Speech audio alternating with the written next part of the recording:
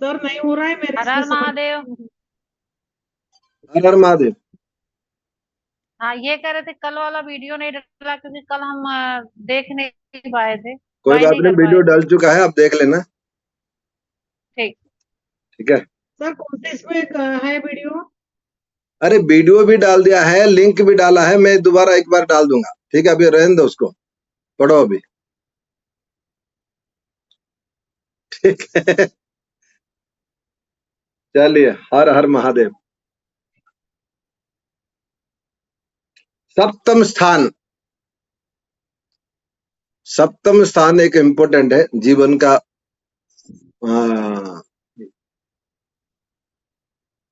क्या कहते हैं, सांसारिक मार्ग में जाने का, यात्रा का जो पहला, जो संसार में फंसता है, तो वो है सप्तम स्थान। और एक बात, स्वाभाविक बात है, हर किसी व्यक्ति का एक ऑपोजिट होता है, उसका उसका लक्ष्य, हर किसी व्यक्ति का। तो इसको कहते हैं प्रणय स्थान। प्रणय मतलब प्रेम। जामित्र, या मित्र, वो इसको कहते हैं काम।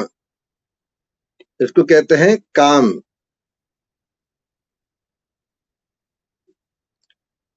प्रणय, प्रणय मतलब, अभी मलकेश जी समझ नहीं पाए, मैं बताता हूं। प्रणय मतलब प्रेम, काम मतलब सेक्स, गमन। ये हमने बोला था ना, सप्तम स्थान से यात्रा भी विचार किया जाएगा। कलत्र, द्यूत यानी कि क्रीड़ा। इसमें द्यूत का शब्द हम जुआ नहीं, जुआ भी क्यों ले सकते हो। क्रीड़ा, क्रीड़ा मतलब चाहे वो प्रेम लीला हो, चाहे वो आपने सट्टाबाजी खेलो। अष्ट, अच्छा ये देखो यहाँ अस्त लिखा है। यहाँ आज एक छोटी सी बात बता देता हूं। अस्त मतलब अगर यहाँ सूर्य होगा, ठीक है ना, सप्तम भाव में अगर सूर्य होगा, तो ये आप मान के चलो कि उस व्यक्ति का जन्म समय अस्तकालीन में है। अब मैं आज आज ये पढ़ाने के बाद आज मैं एक बहुत अच्छा बता दूंगा। आप कुंडली देख के जन्म के टाइमिंग बता, कितने बजे हो सकता है बता सकते हो। ठीक है, इसके बाद तुरंत बता दूंगा।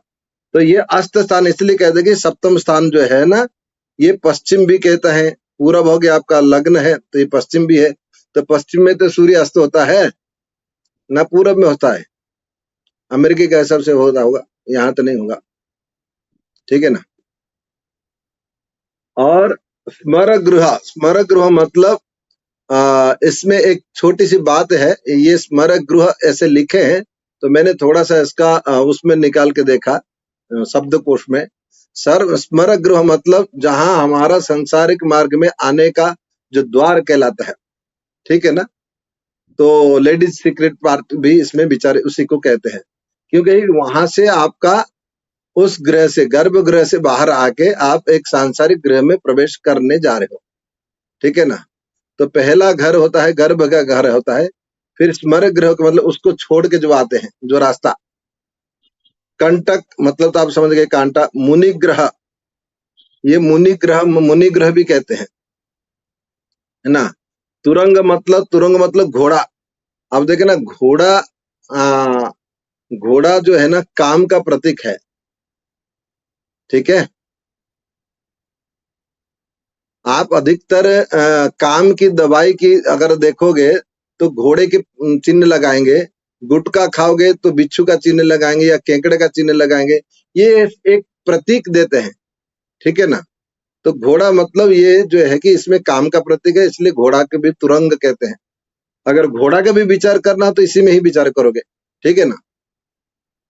और घोड़ी भी है, जिसने घोड़ी में बैठा नहीं है उसकी शादी बेकार है। और आजकल तो जमाने में घोड़ी नहीं मिल रही है, इसलिए मर्सिडीज ले लेते हैं या कोई बड़ी कार ले लेते हैं। लेकिन है तो चतुष्पाद, वो भी चार पहिया है, वो भी चार पहिया है। ठीक है ना। और दोनों स्त्रीलिंग है, गाड़ी और घोड़ी।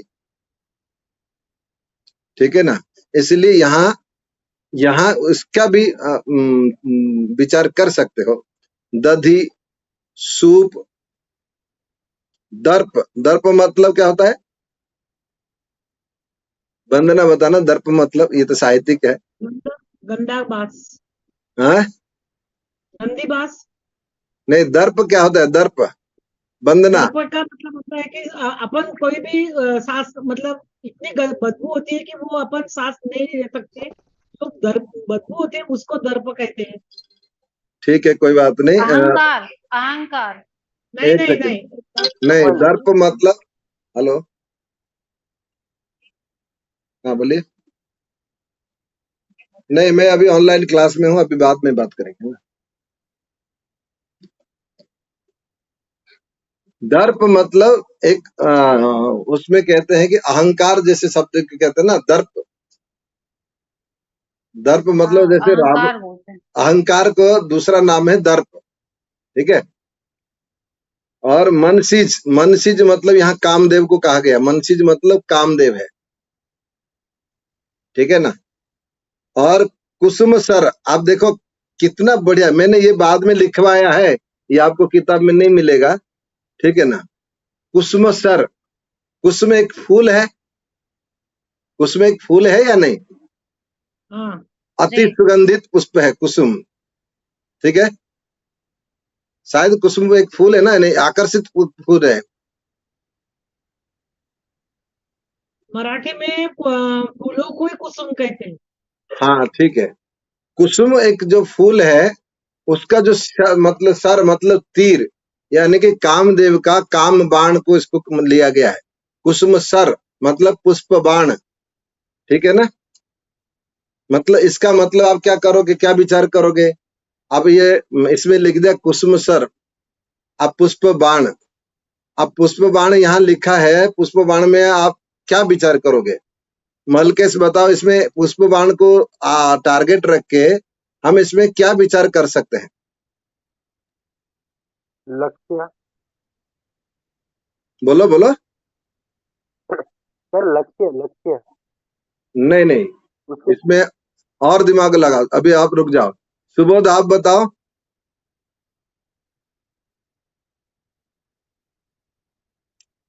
सुबोध जी कहीं बाथरूम चले गए क्या? चलिए अर्चना, ये वंदना आप बोलो। जी, किसी के प्रति प्रेम बने प्रति उत्पन्न करने को ही कहते हैं। बस, प्रणय बाण, प्रेम का जो बाण चलाते हैं, ठीक है ना, उसको कहते हैं कुसुम बाण। भगवान शिव जी तपस्या कर रहे थे, कामदेव ने बाण चलाया था, तभी तो उसको जलना पड़ा। तो कुसुम बाण मतलब यहाँ प्रेम की एक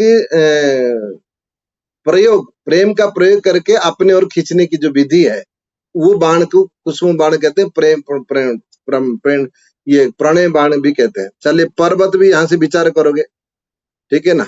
पर्वत, मार मतलब मारने वाला, इसमें मार्केस होगा, यहाँ से विचार करोगे मारने वाला, तो इसलिए मार्केस के विचार होगा। मार्केस का कैसे विचार करेंगे ये आगे पढ़ेंगे, लेकिन अभी यहाँ समझ लो कि यहाँ से मार्केस का विचार किया जाता है, कैसे विचार किया जाता है, क्यों विचार किया जाता है, आगे हम पढ़ेंगे, है ना। अद्रि भी पर्वत है, विवाह स्त्री पति, यहीं से विचार करोगे। रति, अब रति और यहाँ जो हमने रति और साथ में काम, ये दोनों परिपूरक है, ठीक है ना। अब रति और काम में अंतर क्या है, आप समझ लेना। ये यहीं से ज्योतिष, रति स्त्री है, अब काम पुरुष है गुरुजी। नहीं नहीं, सुनो मेरे बात, वो आपने तो कह दिया रति तो स्त्री हो गया, काम तो पुरुष है, तो हर कोई व्यक्ति जानता है। तो यहाँ रति और काम का क्यों लिया गया फिर बताओ? तो गुरुजी अगर हम पुरुष का कुंडली देख रहे हैं, हाँ, तो रति का स्त्री विचार के, करोगे। हाँ स्त्री को उस चीज का वो करेंगे कि भाई जो अब पत्नी मैं मिलेगी वो आपको कैसी बताता होंगी। हूँ, थोड़ा सा मैं खुल के बोलूंगा, आप लोग ये नहीं, बुरा नहीं मानना कि अरे गुरुजी क्या क्या बात करते हैं। देखो, एक ज्योतिष में पूरा क्लियरिटी समझोगे तब जाके आप क्लियरिटी बोलोगे भविष्य में।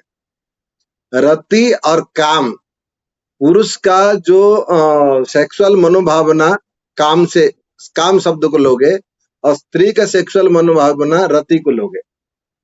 और रति सुख जो होता है, रति शब्द मतलब ये सेक्सुअल को टारगेट करता है। इसका मतलब है कि रति सुख मतलब सेक्सुअल का सुख का, ठीक है ना।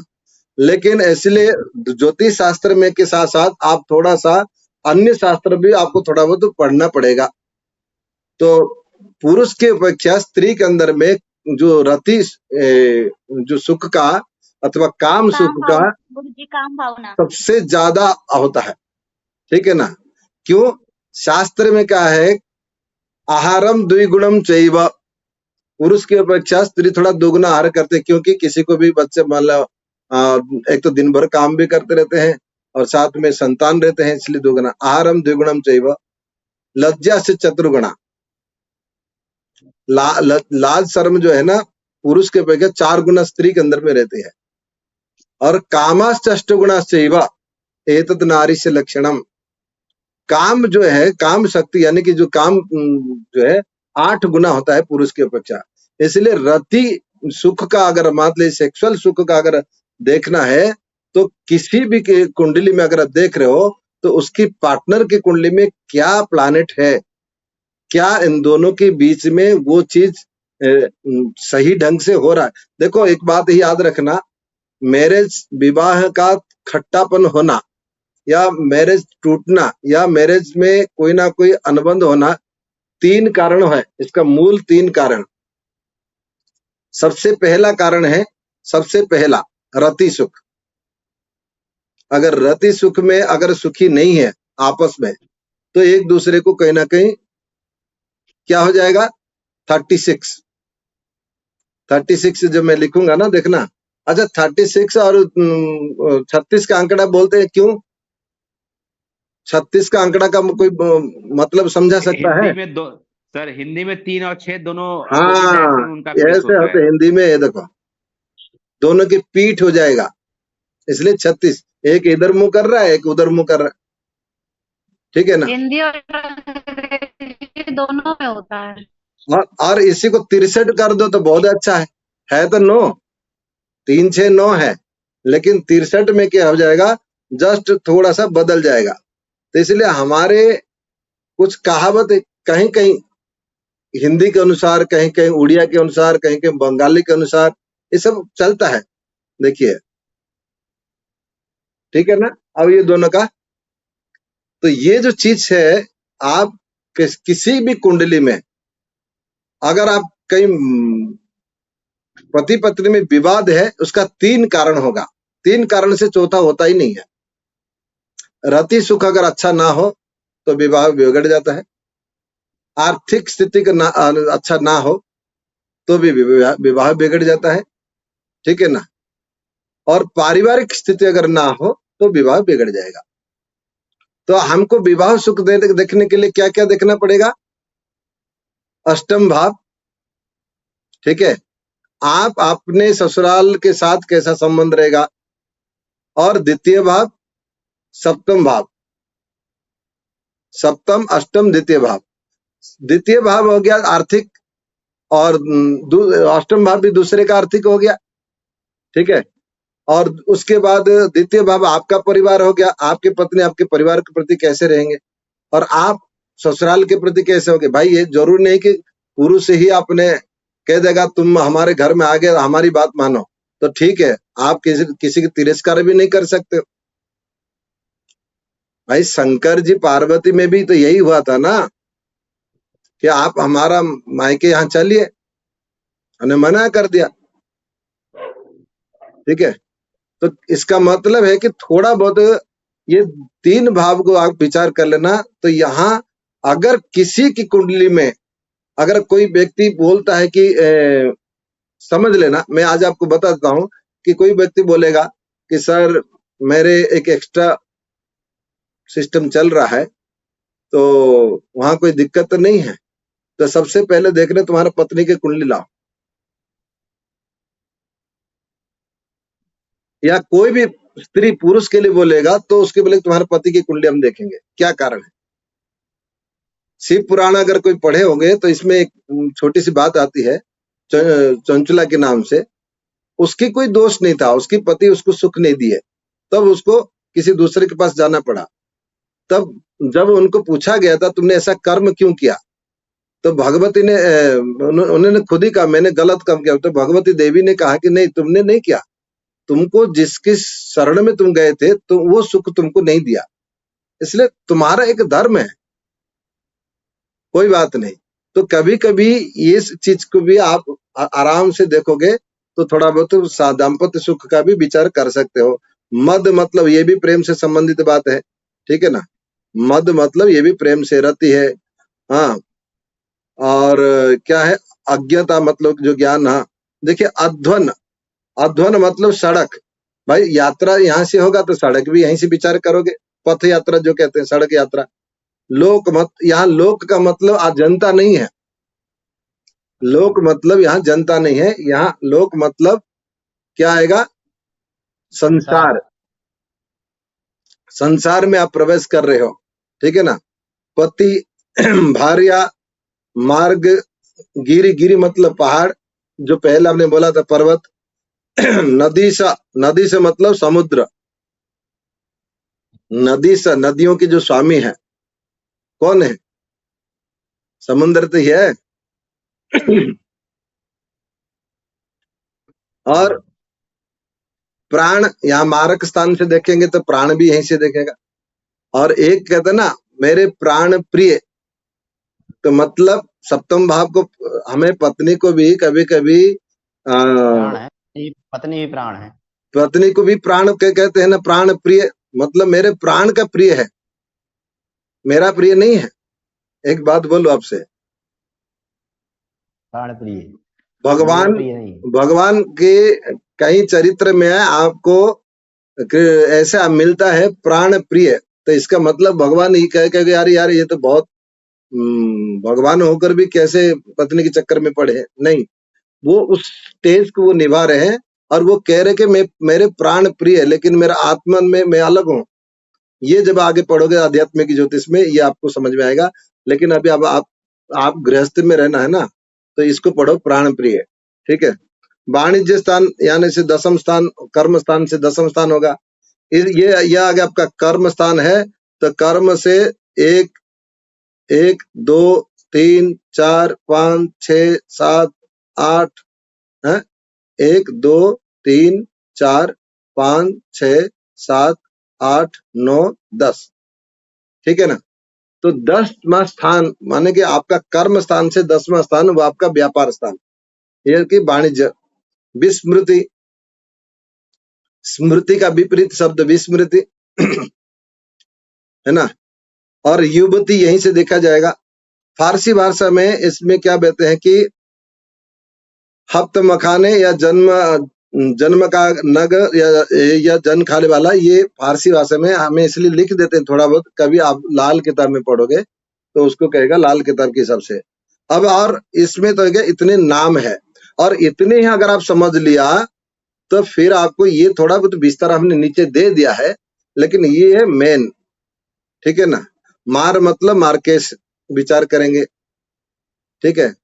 अब कैसे विचार करेंगे अभी इसको नहीं पढ़ना है, इसको आप इतना रखेंगे, जब मार्केस का आ जाएगा तो आपको समझ में आ जाएगा सप्तम भाव क्यों मार्केस होता है।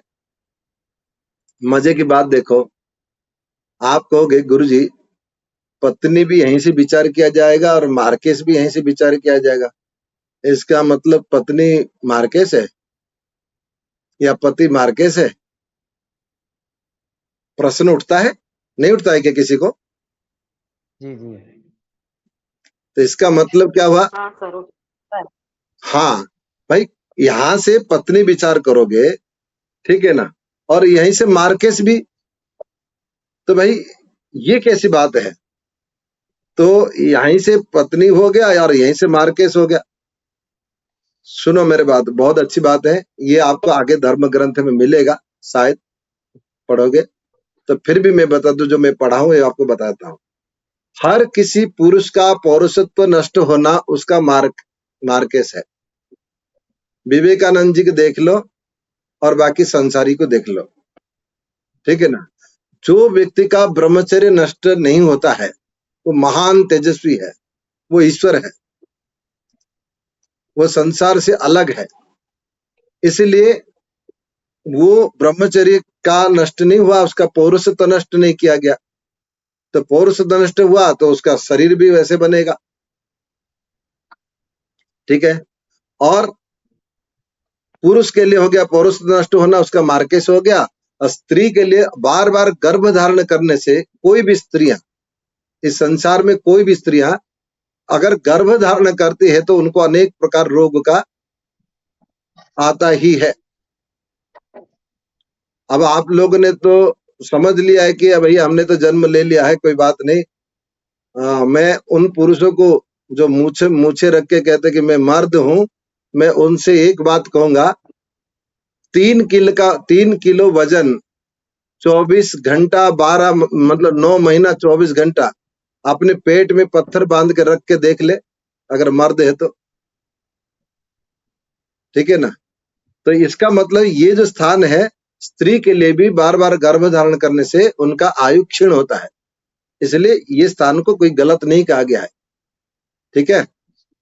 चलिए सप्तम भाव में और थोड़ा सा यहाँ तक चलेगा अभी जहां तक है। गुप्त कार्य, गुप्त कार्य क्यों हमने कहा ना, रति सुख। रति सुख जो शब्द कहा गया, या कोई भी ना कोई सीक्रेट बात है पति पत्नी में जो होती है, तो ये कोई गुप्त रखा जाता है। अच्छा गुप्त कार्य भी कहा गया, एक शब्द है कि हमारा धर्म शास्त्र कहता है पत्नी, भोजन, धन, ये सीक्रेट रहता है। जिसका ये सीक्रेट बाहर आ जाएगा उसकी व्यक्ति के जीवन में कुछ नहीं बचेगा।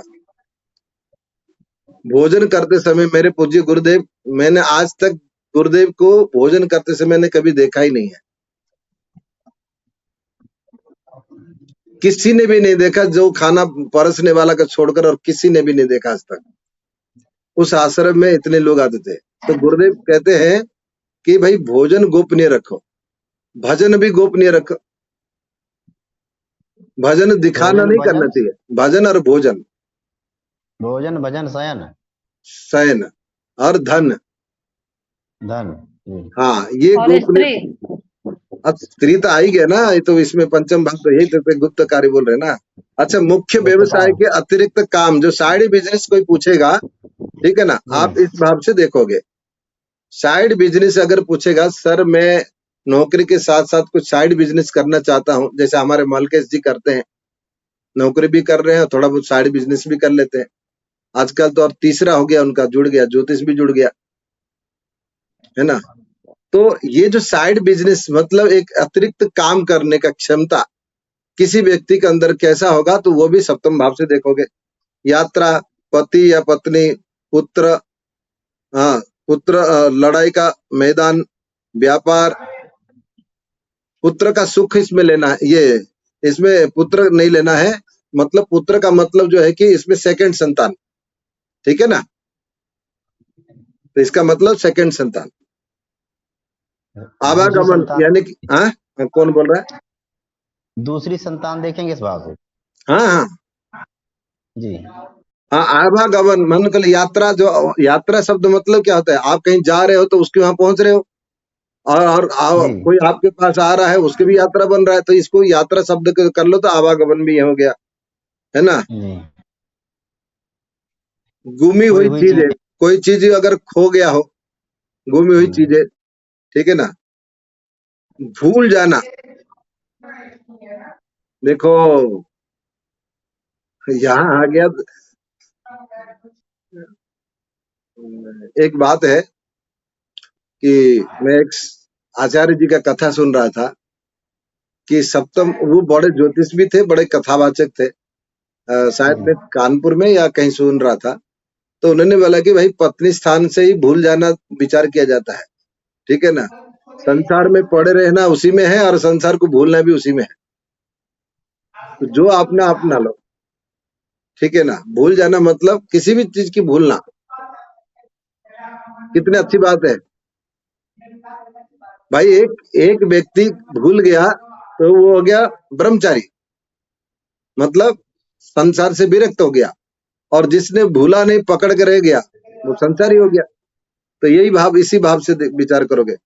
चोरी का धन, क्योंकि गुप्त रहता ना, गुप्त। झगड़ा, झगड़ा थोड़ा बहुत झगड़ा। अच्छा, झगड़ा क्यों होता है मैं आगे बता देता हूँ। ये इसमें जो झगड़ा है, इसमें जो झगड़ा शब्द क्यों लगाया मैं आपको बताता हूँ, सुन लेना।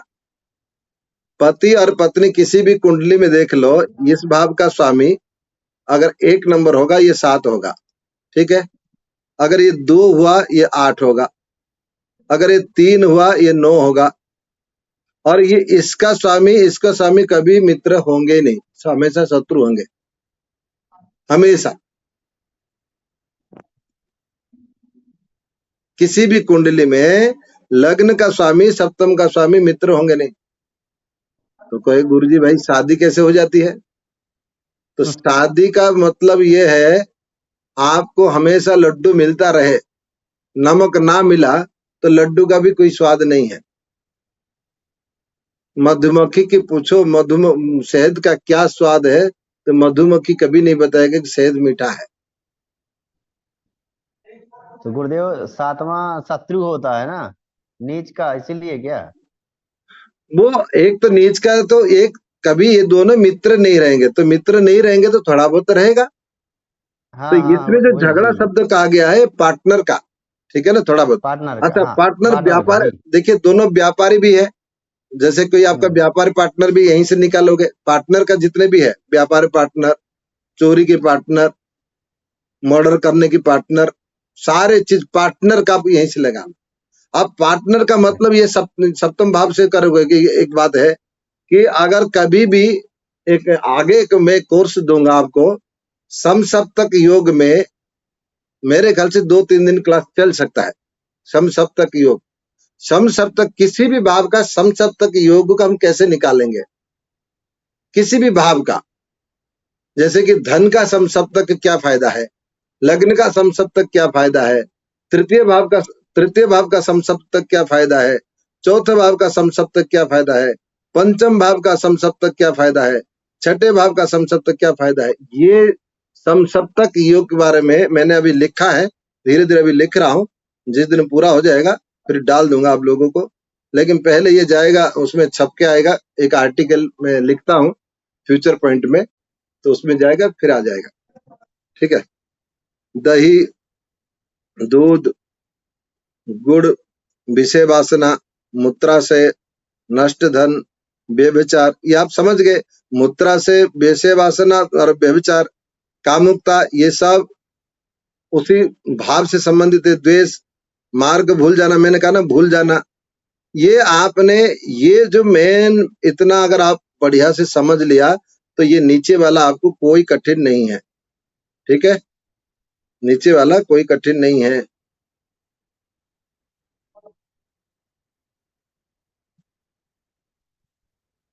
अभी किसी को समझ में आ रहा है या नहीं आ रहा है? सुबोध जी एक मन में प्रश्न लेके बैठे हैं। आ रहा है। गुरुजी बिल्कुल बिल्कुल सही समझे।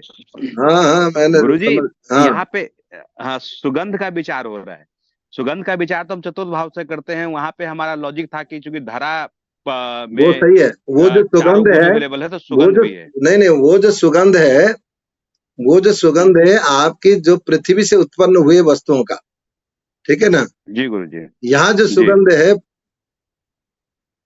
क्या समझ गए ना, प्यार का सुगंध।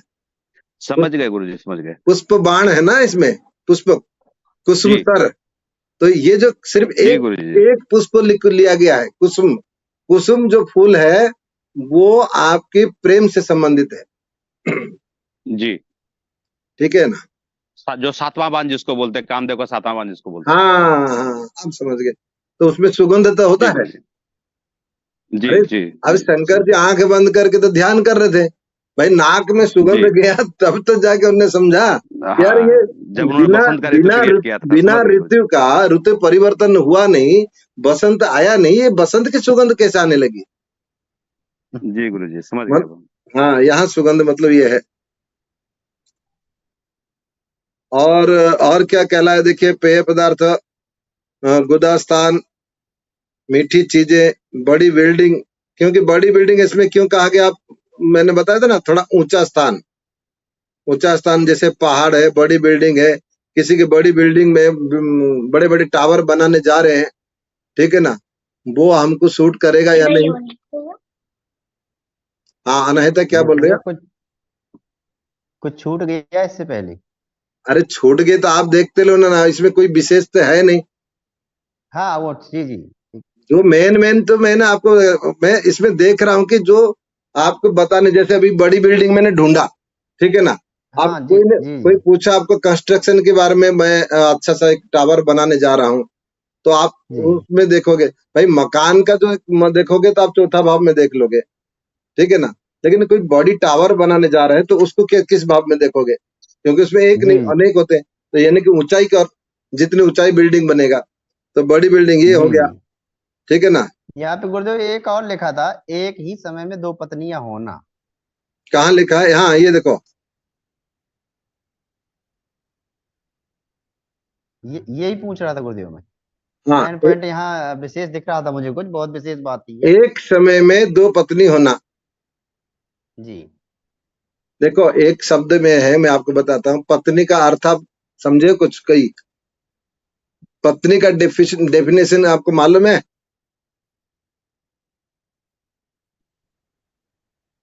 इसमें एक मुझे बता सकते हैं कि डेफिनेशन क्या होता है? शायद मुझे मैंने उम्मीद है कि वो बोल सकती है। सर एक बात बताऊं, हाँ बोलो। जो अपने सही मार्ग से पथ से जो भ्रष्ट करे वो पत्नी। पतनात्रायते इति पत्नी, जो पतन के ओर जाने वाले को बचा ले, जो जो अपना पार्टनर को पतन के ओर जाने से बचा ले, उसका नाम है पत्नी। अच्छा मैं थोड़ा उल्टा समझ लिया था, thank you so much. Sir नहीं सर, दो पत्नी अब यहाँ दो, रहेगी तो अब यहाँ मार्ग से दो कहाँ पत्नी का मतलब मैं समझ रहा हूँ, समझ लो यहाँ दो पत्नियां होना, तो इसका मतलब जैसे कि आप दो शादी तक जो है, दूसरी शादी तक आप सप्तम भाव में ही देख लो, अच्छा ठीक है ना। यहाँ दूसरी सौतन का भी आप यहीं से देख सकते हो जी। भाई, बस एक ही समय यही में दो जी। पत्नी होना मतलब सौतन। आप हाँ उसकी एक जो, है, एक और रखे हैं साइड में। हाँ तो इसका हाँ मतलब है कि एक जो पत्नी तर, और कभी कभी शादी भी की है, अगर मान लीजिए किसी के साथ संबंध भी है, तो उसको पत्नी में नहीं लोगे आप, वो आ जाएगा आपका भोग स्थान की अफेयर। रखे जो दो अफेयर। बीवी जिसकी होगी तो भी आप सप्तम भाव से ही देखोगे, दूसरे भी दो बीवियों का विचार करना हो तो उसी भाव से करोगे, ठीक है ना। एक पुत्र एक का पतन से बचाएगी, एक धर्म के मार्ग पे ले जाएगी। पुत्र का व्यवसाय, ठीक है ना।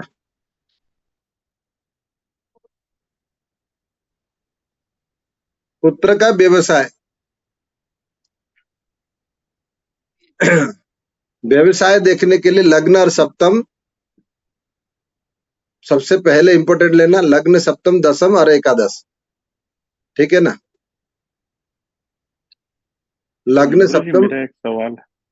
हाँ अब जैसे इसमें लिखा है दही दालें, तो जो मतलब इसमें किस तरह का सवाल पूछेंगे जिसकी वजह से यहाँ पे दही लिखा हुआ है?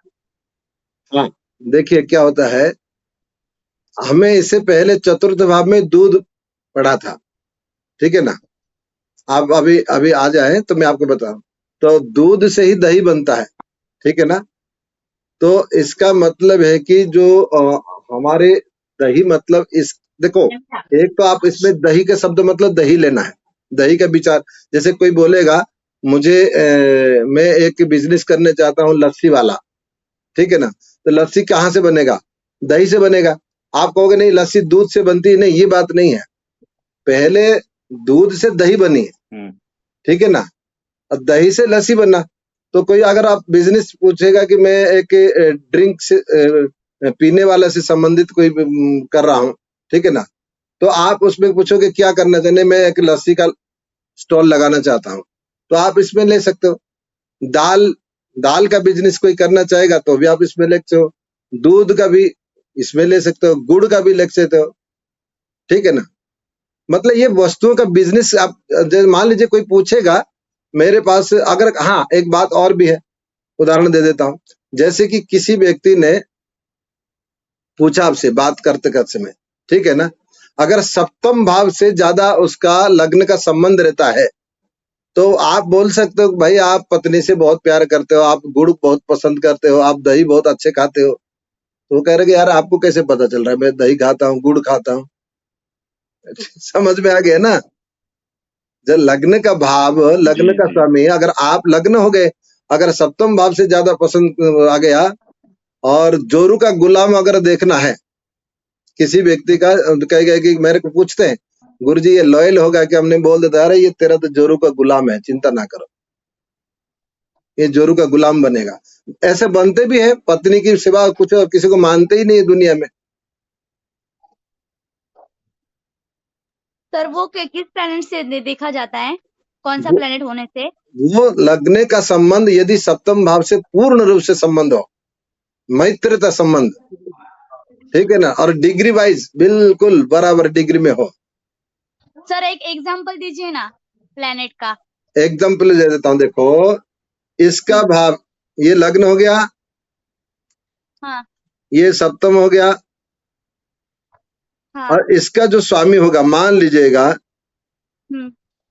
ये और ये हाँ हो गया मंगल, ये हो गया शुक्र, ठीक है। हाँ। आज मैं आज एक बहुत इंपॉर्टेंट बात, मैंने कल कुछ एक आर्टिकल लिखा डाला था, आप लोग ने पढ़ा है? किसी ने नहीं पढ़ा होगा।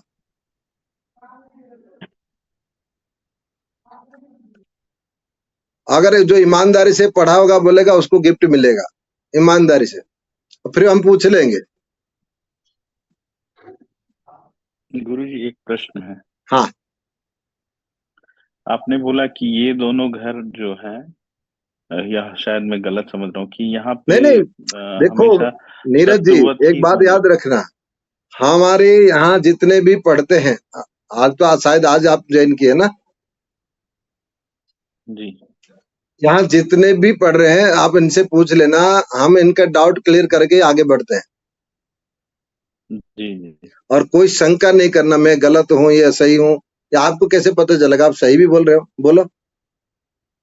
जी। तो आपने बोला कि ये पहला घर और ये सप्तम घर हमेशा मतलब शत्रु का, आपने शत्रु शब्द का प्रयोग किया था इन होता दोनों है, के भी मैं नहीं आपस में। बोल, वो होता है, होता है, जो आगे पढ़ोगे तो देख अभी, लोगे। जी, तो अभी ये आप जो बोल रहे हैं कि ये दोनों आपस में मित्र भी हो सकते हैं, वो गुण आप सुनो, देख रहे हैं, मैं तो वही ये बात दोनों बता रहा हूँ, की बातें सुनिएगा, तो कॉन्ट्राडिक्टरी है। सुनिएगा। म- इसका मंगल शुक्र अगर एक साथ हो तो प्रेम योग बनता है, ठीक है, मंगल और शुक्र। तो इसका मतलब लग्न को मंगल लिया गया है, क्योंकि मैं एक काल पुरुष के अंग के अनुसार, काल पुरुष की कुंडली के अनुसार, काल पुरुष का कुंडली का जो पहला लग्न का स्वामी आएगा मंगल, और सप्तम का भाव आ जाएगा शुक्र, इसलिए शुक्र को यहाँ कारक माना गया। मंगल और शुक्र यानी कि एक व्यक्ति की, मंगल हो गया फिजिकल, ठीक है ना, मंगल हो गया फिजिकल, नहीं तो सुन लेना, मंगल हो गया फिजिकल और शुक्र हो गया अट्रैक्शन।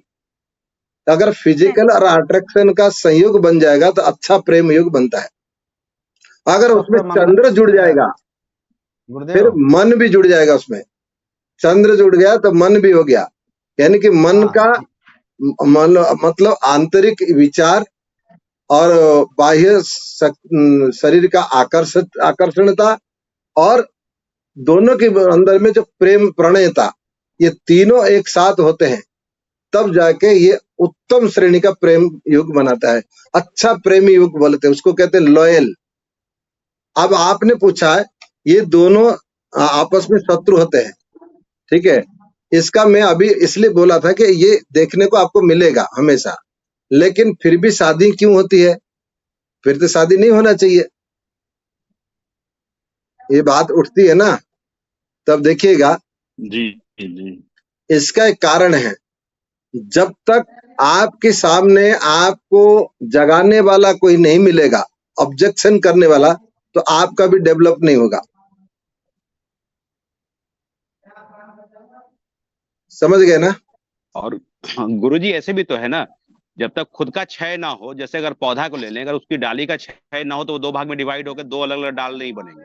मैं कह रहा ना, जैसे कि हम डाली को काटते भी हैं, छांटते, क्यों छांटते?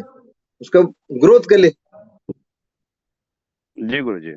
तो आपकी कुंडली में जो कोई व्यक्ति, आप जो कोई, जैसे अभी आज सरकार चल रही है, ठीक है ना, अगर नेता पक्ष का अगर मजबूत नहीं होगा तो फिर सरकार भी अच्छी ढंग से नहीं चलेगी। तो आपकी पार्टनर जो है ना, आपको सही गलत ज्ञान दे, जानकारी दे, टोके, रोके। इसलिए तो पत्नी में अगर आप गलत काम कर रहे हो, पत्नी समर्थन कर दे तो वो पत्नी नहीं है। अगर आप गलत कर रहे हो, उसको टोक दे, भले ही वो आपसे अप्रिय हो जाए, हाँ, पतन से बचा ले। पतन से बचा ले, मतलब आपको गलत मार्ग से जो बचा ले। तो बचा ले। इसीलिए ये दोनों के बीच में थोड़ा सा झगड़ा होती है। किस लिए? वो झगड़ा नहीं है, वो झगड़ा अपने एक मंथन होता है। अच्छा, दूसरी बात देखिएगा, दही इसमें लिखा है ना, अब आ गया, देखो आपने जो पढ़ा था, इसमें दही है, दही को मंथन करिएगा, क्या निकलेगा? मक्खन। मक्खन। जी। तो पति और पत्नी का, ये दोनों का मंथन में एक आत्मा वही जायते पुत्र संतान। अब आपको समझ में आ गया ना? तो ये जो मंथन है, ये झगड़ा वाला नहीं है, एक नया चीज को उत्पन्न करने वाला। तो दही इसलिए दिया गया है कि यहाँ से आप मंथन करिए, कुछ मक्खन निकले, गुप्त धन। आगे आ सकता है, देख लेना, शायद होगा जी। इसका रहस्य समझा करो।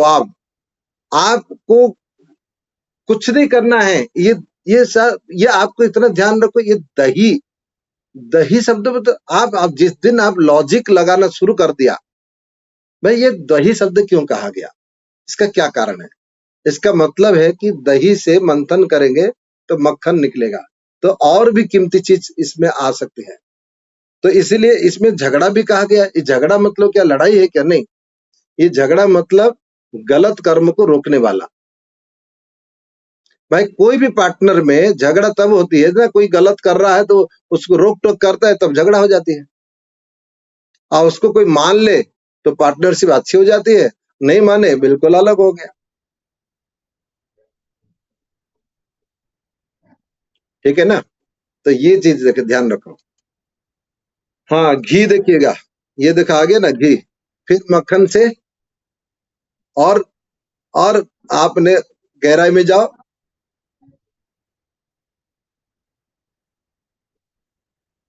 घी निकला। एक बात याद रखो, बाबा बनना बड़ा आसान है। बाबा बनना या ब्रह्मचारी बनना, योगी बनना, जो आजकल बनते हैं, संत है, बहुत आसान है। कोई काम नहीं, मठ में खाएंगे, खट में सोएंगे, कोई काम नहीं उनका, क्योंकि उन्हें संसार को अपना नहीं माना। लेकिन जो गृहस्थ बनना सबसे बड़ा कठिन है। और एक बात है कि गृहस्थ के माध्यम से बाबा के पेट भरेगा। बाबा अपना असली ब्रह्मचारी, जो असली जो सन्यासी है, अग्नि का पका हुआ नहीं खाता है, ये बात याद रख लेना। स्वयं पका के नहीं खाएगा। शास्त्र कहता है जो असली सन्यासी जो है, कभी भी स्वयं का पका कर नहीं खाएगा, चूल्हा जला के। उसको कहाँ जाना पड़ेगा? गृहस्थ के द्वार में रोटी मांगने के लिए। पहले जमाने में भोजन मांगा करते थे, आजकल तो सब आ रहे हैं, क्या क्या लेके जाते हैं, वो दारू पीते हैं। इसलिए भगवान को भी तो गृहस्थ लोगों की पूजा ज्यादा पसंद आती है। सब भगवान को भी, अगर भगवान को खाने को मिलता है तो, अच्छा सन्यासी यज्ञ नहीं कर सकता, लो तो भगवान को भी खिला नहीं सकता। सन्यासी यज्ञ नहीं कर सकता, अधिकार नहीं है यज्ञ करने का। सभी भगवान तो गृहस्थों के, तो गृहस्थ के माध्यम से आपकी बच्चा पल रहा है जो गर्भ में, वो आपकी गृहस्थ के माध्यम से, आपकी दुनिया जो पल रहे हैं तो वो भी गृहस्थ के माध्यम से, और आपके इष्ट भी पल रहे हैं तो आपके गृहस्थ के माध्यम से। तो इस भाव में अगर विचार करना तो कभी सप्तम भाव का विचार कर लेना, ठीक है ना। चलिए, और घी का मतलब यह है कि और आप थोड़ा सा घी का भी व्यापार इसमें देख सकते हो। साथ में कोई अच्छा एक बात है, पारासर जी आप है क्या? अच्छा, आईटी के स्टूडेंट कौन है? हमारा मलकेश है शायद। मलकेश जी आप, अरे कहीं चले गए क्या सभी? नहीं गुरुजी, हैं यहीं पे। मलकेश जी आप हो? हाँ सर मैं हूँ। अच्छा ये बता, आईटी के स्टूडेंट जैसे आप हो, और मेरे ख्याल से हमारे अभी नया जैन के ये भी आईटी है शायद। नहीं हूँ। आईटी में नहीं हो आप? नहीं सर, मैं मैनेजर हूँ। हम हैं गुरुजी। हाँ, सुबोध जी आईटी के है, देख लो। आईटी में जो बहुत सूक्ष्म विद्या होती है ना जी। तो सूक्ष्म विद्या किससे निकालोगे? कोई पूछेगा मुझे सॉफ्टवेयर इंजीनियर बनना है ना, जी तो आप किस जी। प्लैनेट से लोगे?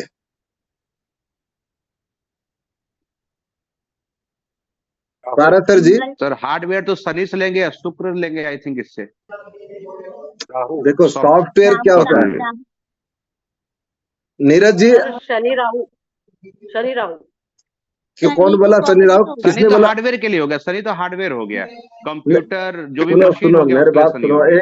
एक मिनट सुनना, मैंने पूछ लिया, ठीक है, आपने बता दिया। नीरज जी आप अपनी बात रखें। नहीं अभी मैं समझ गया गुरुजी, अभी आगे देखो आप मेरी जो बात बता सुनो रहे हैं मैं नीरज जी, उसको आप ध्यान सुन से लेना। सुन सप्तम भाव जो है, जो शनि होता है ना, शनि सबसे सूक्ष्म विद्या देता है। शनि सबसे सूक्ष्म, और सॉफ्टवेयर और मकड़ी की जाल, इस दोनों में कोई अंतर नहीं है। मकड़ी की जाल और सॉफ्टवेयर, आप सॉफ्टवेयर में घुसते जाओगे, अंदर घुसते जाओगे, अंदर अंदर अंदर चले जाओगे, ऐसे ही मकड़ी की जाल है। तो ये जो सप्तम भाव जो कहलाता है, इसमें शनि जो है ना उच्च का होता है, ठीक है ना। तो इसका मतलब ये घी शब्द का मतलब है, मैं देखो लायक आ रहा हूं, घी का मतलब बहुत सूक्ष्म ज्ञान, जानकारी, ठीक है ना। और ये कर्म स्थान भी है, हमने बोला ना, ये कर्म स्थान से रिलेटेड करता है, और साथ में व्यापार स्थान से रिलेटेड करता है, और कैरियर का कैरियर स्थान भी है। कैरियर का मतलब 10वें स्थान से, और 10वां स्थान ये हो गया, घूम के आ जाएगा।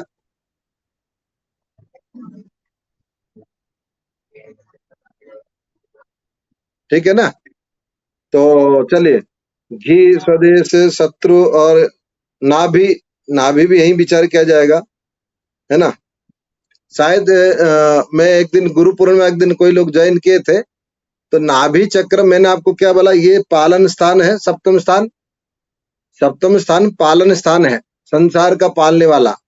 तो नाभि में किस भगवान को मैंने कहा था, कोई बता सकता है? ब्रह्मा जी। नाभि में नहीं। कविता जी ज्वाइन किए क्या?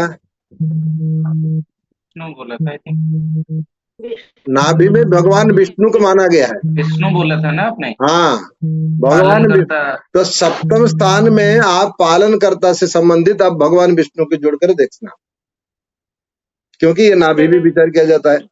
नानी पुत्र का व्यवसाय और नए पुराने साले की पत्नी, ये तो समझ गए।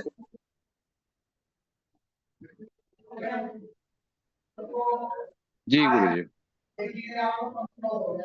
खेती और स्त्री सुख, देखो एक बात है, अब चौथा भाव पृथ्वी का माना गया था, हम कहेंगे भाई खेती नहीं।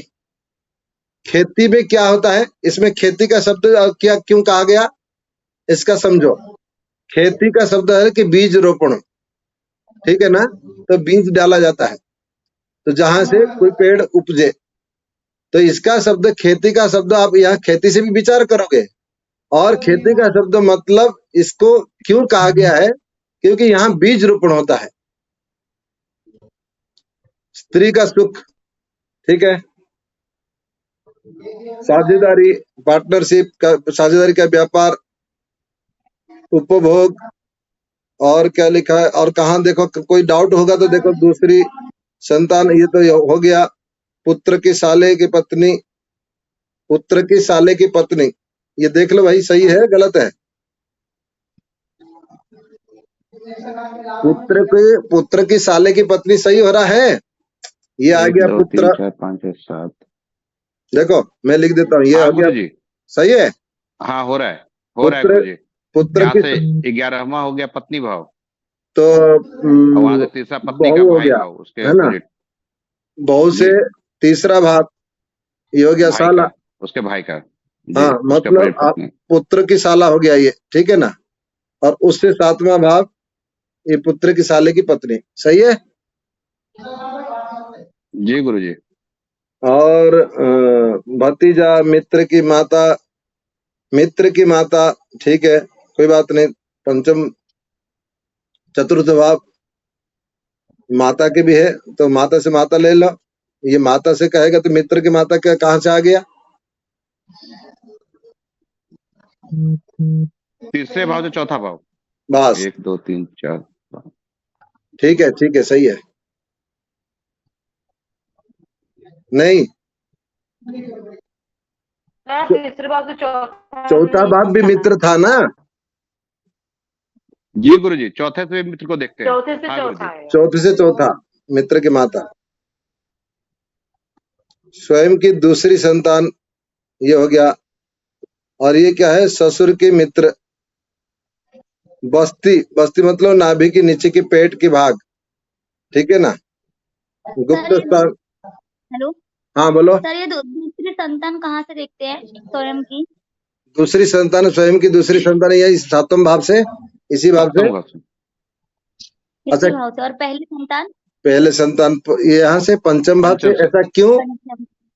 हाँ। पंचम का तीसरा भाव गुरुजी, हाँ, पंचम का तीसरा भाव, पुत्र का तीसरा भाव। अनहिता, हाँ आपकी भाई देखेंगे, ठीक है, हाँ अगर हाँ यहाँ आप हो तो आपकी भाई बहन यहाँ हो गया, आपके घर से तीसरा स्थान, ठीक है ना, हाँ तो पुत्र की भाई बहन अगर यहाँ देखेंगे तो यहाँ से तीसरा स्थान हुआ, 1 भाई का भाई। 2 3, तो यानी कि इसकी भाई जो होगी, भाई बहन होगी, आपकी दूसरी संतान हुई या नहीं? हाँ। सही है।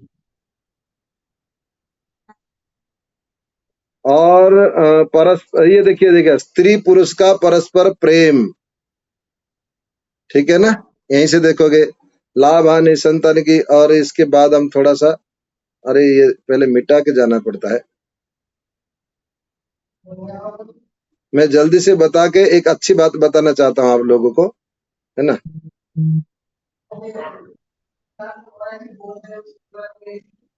ये आवाज किसकी आ रही है?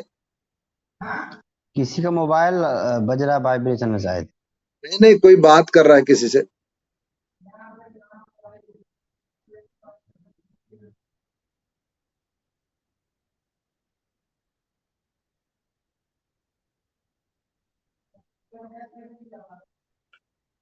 हाँ, पिता, गुप्त स्थान, ये हो गया। पितामह मतलब क्या कहले? दादा, ठीक है ना।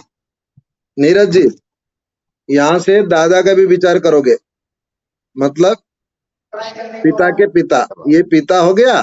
तो पिता अगर आपकी कुंडली से 10वां स्थान हुआ तो 10वां स्थान से 10वां स्थान हो गया पिता के पिता, दादा, ठीक है ना।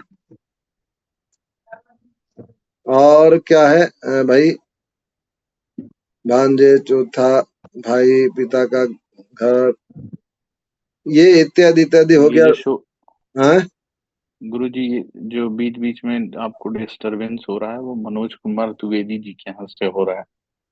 मनोज जी, जी आपकी आवाज आ रही है कहीं बाहर से? हाँ, वो छत पे कोई बात कर रहा था, किराएदार रहता है ऊपर, उसको बोल दिया, वो चला गया। एक कपड़ा फेंक समझ देते मुंह में बंद हो जाता। बोल दिया, उसको समझ गया। हाँ, वो देखा तो छत पे बात कर रहा, छत से बाहर आवाज आ रही थी, चलो क्योंकि ठीक है, मैं कोई छत के बात ऊपर नहीं, वाले कमरे में बैठा हूँ। फेंक नहीं देना, मैंने जो बोल दिया तो।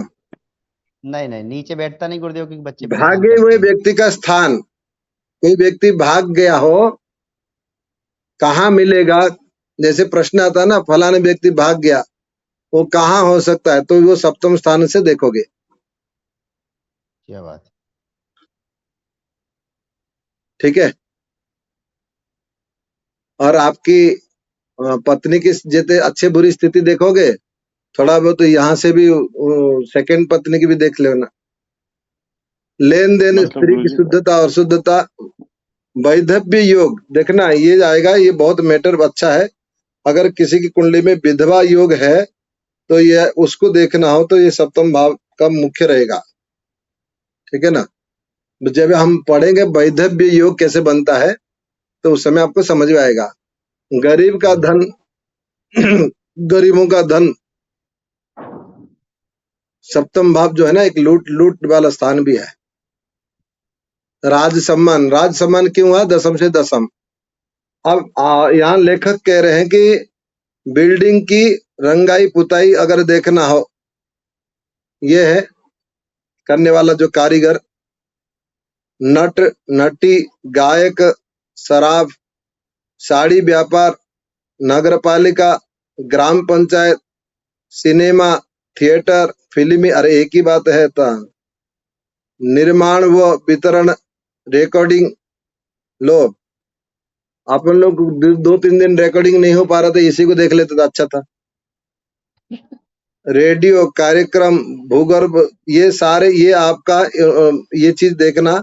अगर इन सब चीज का कोई विचार करना हो तो इसी भाव में विचार करना है। ठीक है ना। प्रसारण का संबंधित कोई हो, है ना, जो रेडियो का कार्यक्रम। ठीक है। भूगर्भ शास्त्र क्यों हुआ? चौथा से चौथा स्थान। ठीक है ना। और थोड़ा पाताल उसको कहते हैं, थोड़ा सा और गहराई। अब ये आपको समझ में आ गया। एक अच्छी सी बात बता देता हूं आप लोगों को। अब इतना तक समझ गए ना? जी समझ गए? चलिए, अब मैं एक छोटी सी निकालता हूं।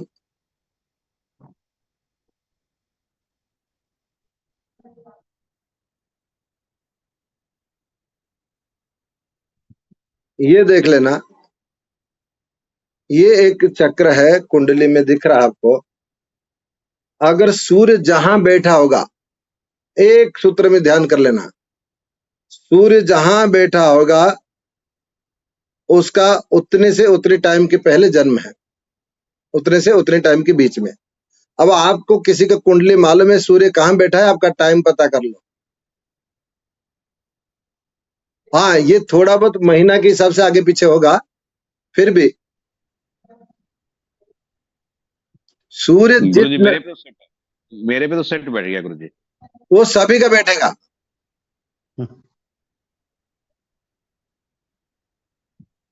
जिसका सूर्य जहां पर बैठा है उसका उतनी समय पर जन्म है। तो सूर्य को ले लेना। अगर मान लीजिएगा किसी का सूर्य यहाँ बैठा है, ठीक है ना, कोई कुंडली लेके आया और बोला मेरा जो है शाम का जन्म है, तो उसके मुंह में कुंडली फेंक देना, तुम्हारा कुंडली गलत है, हो ही नहीं बिल्कुल सही सकता। है गुरुदेव, राइट, बिल्कुल सही है। सर पर मेरा तो मतलब 8th हाउस में सूर्य बैठा है, 8 तो हाउस मेरा में तो 6.5 कितने?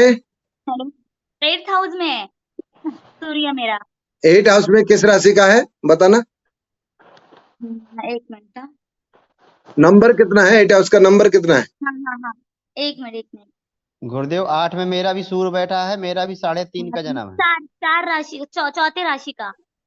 चौथे राशि कर्क राशि का, ठीक है ना। हाँ, कर्क राशि।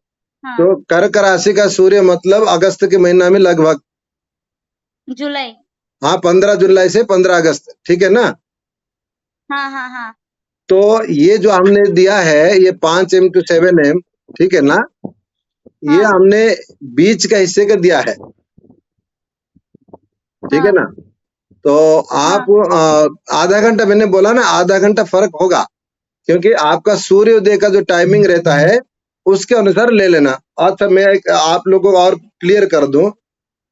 आपको सूर्योदय मालूम हो गया, मान लीजिए सूर्योदय आपका आज का सूर्योदय मान लीजिए 6 बजे, ठीक है ना। तो 6 से 8 ये हो जाएगा, फिर 8 से 10 ये हो जाएगा, 10 से 12 ये हो जाएगा, 12 से कितना 2 और 2 से 4 आ गया। अभी 15 जुलाई से 15 अगस्त के बीच में कर्क का ये मिथुन का है। अभी जो है सूर्योदय के आप देख लेना लगभग 6 बजे का टाइम है। तो सूर्योदय से ले लेना, जिस टाइम पे सूर्योदय होगा, ठीक है ना। तो यहाँ से सूर्य से आप ले लेना सूर्योदय से 8 बजे तक, 8 से 10 ये जो है ना, इसके जहाँ सूर्य होगा तो उदय कालीन में इसका जन्म है, और यहाँ सूर्य होगा अस्त कालीन में जन्म है, यहाँ सूर्य होगा मिडनाइट का जन्म है, यहाँ सूर्य होगा मिड डे का, ठीक है ना। सर तो मेरा टाइमिंग सही है क्या 6:30 बजे का? 6:30 बजे आपका हाँ गलत कुंडली बनी है। नहीं अभी नहीं है, उसी पे बैठो। सर, क्योंकि घर वाले तो मुझे बोलते 6:30 बजे का ही है टाइमिंग मेरा। तो फिर वो कुंडली जो बनी होगी ना, लग्न कौन सा आपका? धनु लगन है मेरा। तो धनु लग्न है आपका। आप कैसे बात कर रही हो, गलत बोल रहे हो। धनु लग्न में धनु राशि में होगा सर सूर्य, धनु राशि में सूर्य होंगे, जो ये टाइमिंग बता रही है उसमें धनु राशि में नहीं धनु लग्न है, वो सही कर रही है। अष्टम में सूर्य बैठी है ना। हाँ अष्टम में। अष्टम में सूर्य बैठी है धनु लग्न में, तो 6:30 नहीं हो सकता। गुरुदेव तो मेरा कितना 3:30 का जन्म है गुरुदेव, मेरा 3:30 का जन्म है, 8/9/1984, 3:30 बजे का, और यही सूर्य बैठा है 8वें भाव में। हाँ वो वही तो मैं कह रहा हूँ, 6:30 नहीं हो सकता अनायता। ये कहीं ना तो कहीं कितना हो सकता है?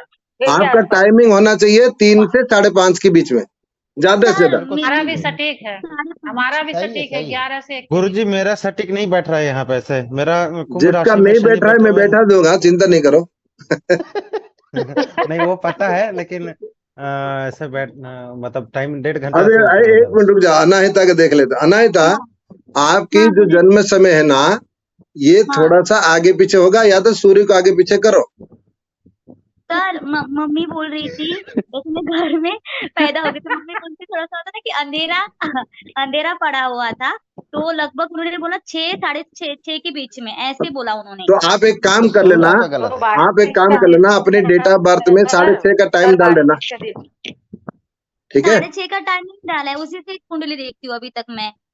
तो उसमें क्या आ रहा है, अष्टम में सूर्य आ रहा है ना, संधि काल में आ रहा है आपका। हाँ अष्टम में ही आ रहा है सूर्य मेरा भी। हाँ तो उसी में संधि भी। काल में आ रहा है ना, मैं बताता रहा ना।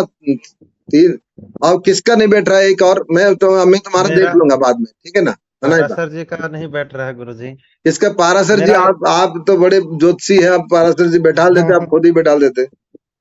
हाँ वो मैं बैठा चुका हूँ।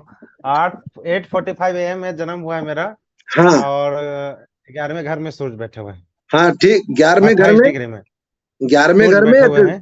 चौथे भाव में हो ना। मतलब कुंभ, नहीं कुंभ राशि में अच्छा, ही दिन सूर्य में। बैठे हुए हैं। हाँ 8:45 दिन में, लेकिन 28 अंश पे है।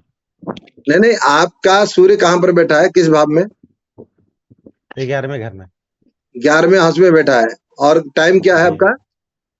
8:45 मॉर्निंग में। 8:45। मैंने आपको बोला ना 6 बजे के लेके यहाँ चलो तो हो जाएगा। यहाँ 6 ले लो, यहाँ 6 ले लो, ठीक है। अब मैं इसको थोड़ा सा, ये क्या है कि एक महीना के अनुसार बना गया है, मैं एक पर्टिकुलर बता दूं, 6 बजे से ये 6 ले सर, लो। तो मेरा सही है ना सर? एक 6:30 बजे का एक टाइमिंग। मिनट, एक मिनट रुको, एक मिनट रुको।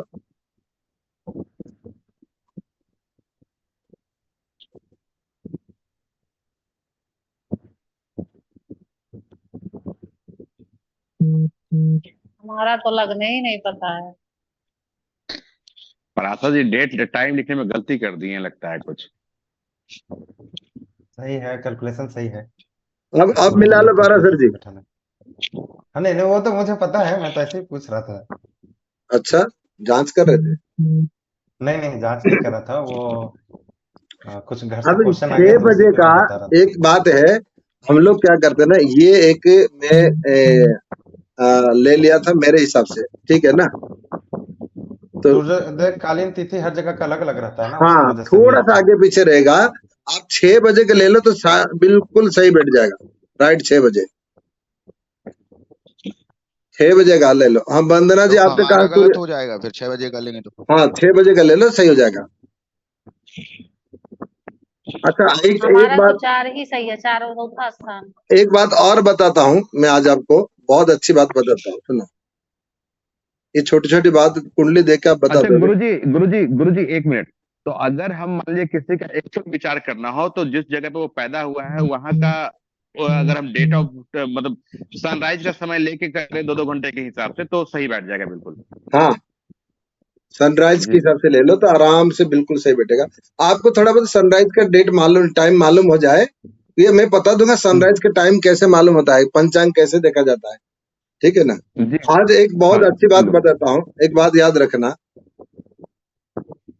सूर्य चंद्र एक साथ है,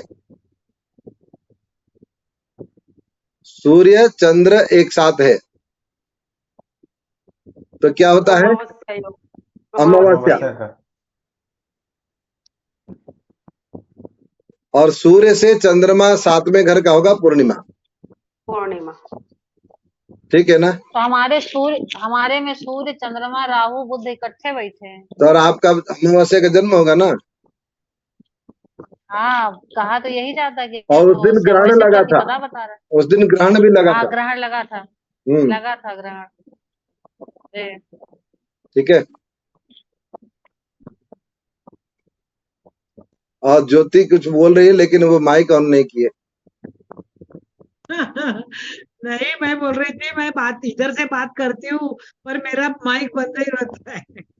यहाँ पे हमारे घर में डॉगी है ना, तो वो बहुत भूंगता है करके मैं बंद करके रखती हाँ बंद कर दो, बंद कर दो, अच्छी बात है, ठीक है ना। सूर्य और चंद्र, सूर्य से आप चंद्र तक गिनना, मतलब 7वें घर का, सूर्य से अगर चंद्र 7वें घर में हो और चंद्र से 7वें घर के अंदर आ जाए तो कृष्ण पक्ष है, शुक्ल पक्ष। समझ गए ना ये। सुबोध जी बोलो क्या बात है। सर एक बार कृष्ण पक्ष और शुक्ल पक्ष का बता गुरुजी दीजिए। एक बार डायग्राम पे थोड़ा बता दे तो अच्छा होता है, कोई एक खुला कुंडली पे।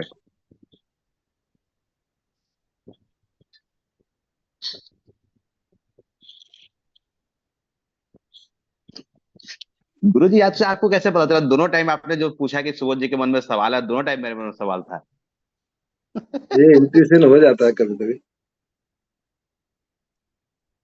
सही। सर वो अपने हेलो मंत्र को भी चलाते रहते ना आप लोगों पे, इसलिए उनको पता हो जाता है। हाँ नहीं तो बोलो बोलो। हाँ सर, मैंने ना 5 बजे से लेकर 6:30 बजे तक टाइमिंग अलग अलग डाल के देखा, बट वही कुंडली तैयार हो रही है जो कोई बात 3 नहीं, बजे मैं 6:30 मैं बजे देख की। लूंगा ना, तुम्हारा कुंडली लेके देख लूंगा, चिंता हाँ नहीं कर। हाँ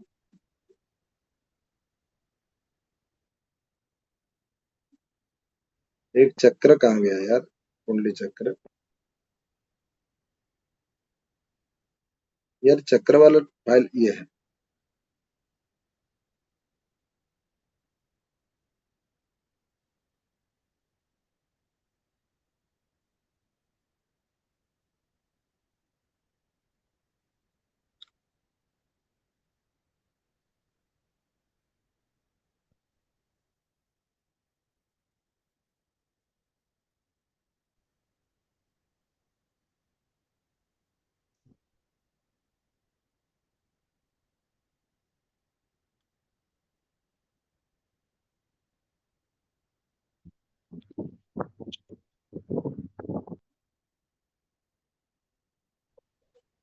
अब देखो, ये चंद्र यहाँ आ गया पूर्णिमा, ठीक है, सूर्य यहाँ बैठा है और चंद्र में यहाँ हो गया तो पूर्णिमा। तो सूर्य से चंद्र निकल के आया था यहाँ तक, तो इसलिए शुक्ल पक्ष हो गया, ठीक है। और यहाँ जो जा रहा है ये कृष्ण पक्ष हो गया। आगे समझ में? आप समझ गए गुरुजी? नीरज जी आपको समझ में आया? नहीं नहीं। मैं बताता हूँ, सुनो अच्छे से सुनना। अगर यहाँ सूर्य है किसी का इस चक्र में, अभी सिर्फ इसको माइंड देना और बाकी कोई चीज नहीं, कौन राशि क्या नहीं बात नहीं करना, ठीक है ना। आप अभी आया तो ये नहीं, अगर इस किसी कुंडली में यहाँ सूर्य है ठीक है ना। तो आप उल्टा नहीं जाना। अगर यहाँ चंद्रमा है तो चंद्र कहाँ से आया होगा, तो चंद्र यहीं से आया है, ठीक है ना। एक मिनट रुको, अभी एक काम करो, इसके लिए सभी की कुंडली लेके बात करेंगे, अभी नहीं, क्या कि ये समझ नहीं रहे तो हमें आगे नहीं जाएंगे, ठीक है।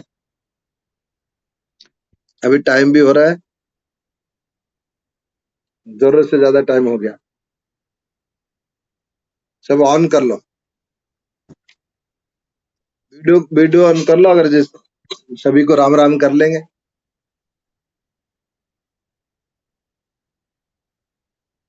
सर मेरा एक सवाल है। कौन, किसका सवाल है? मेरा।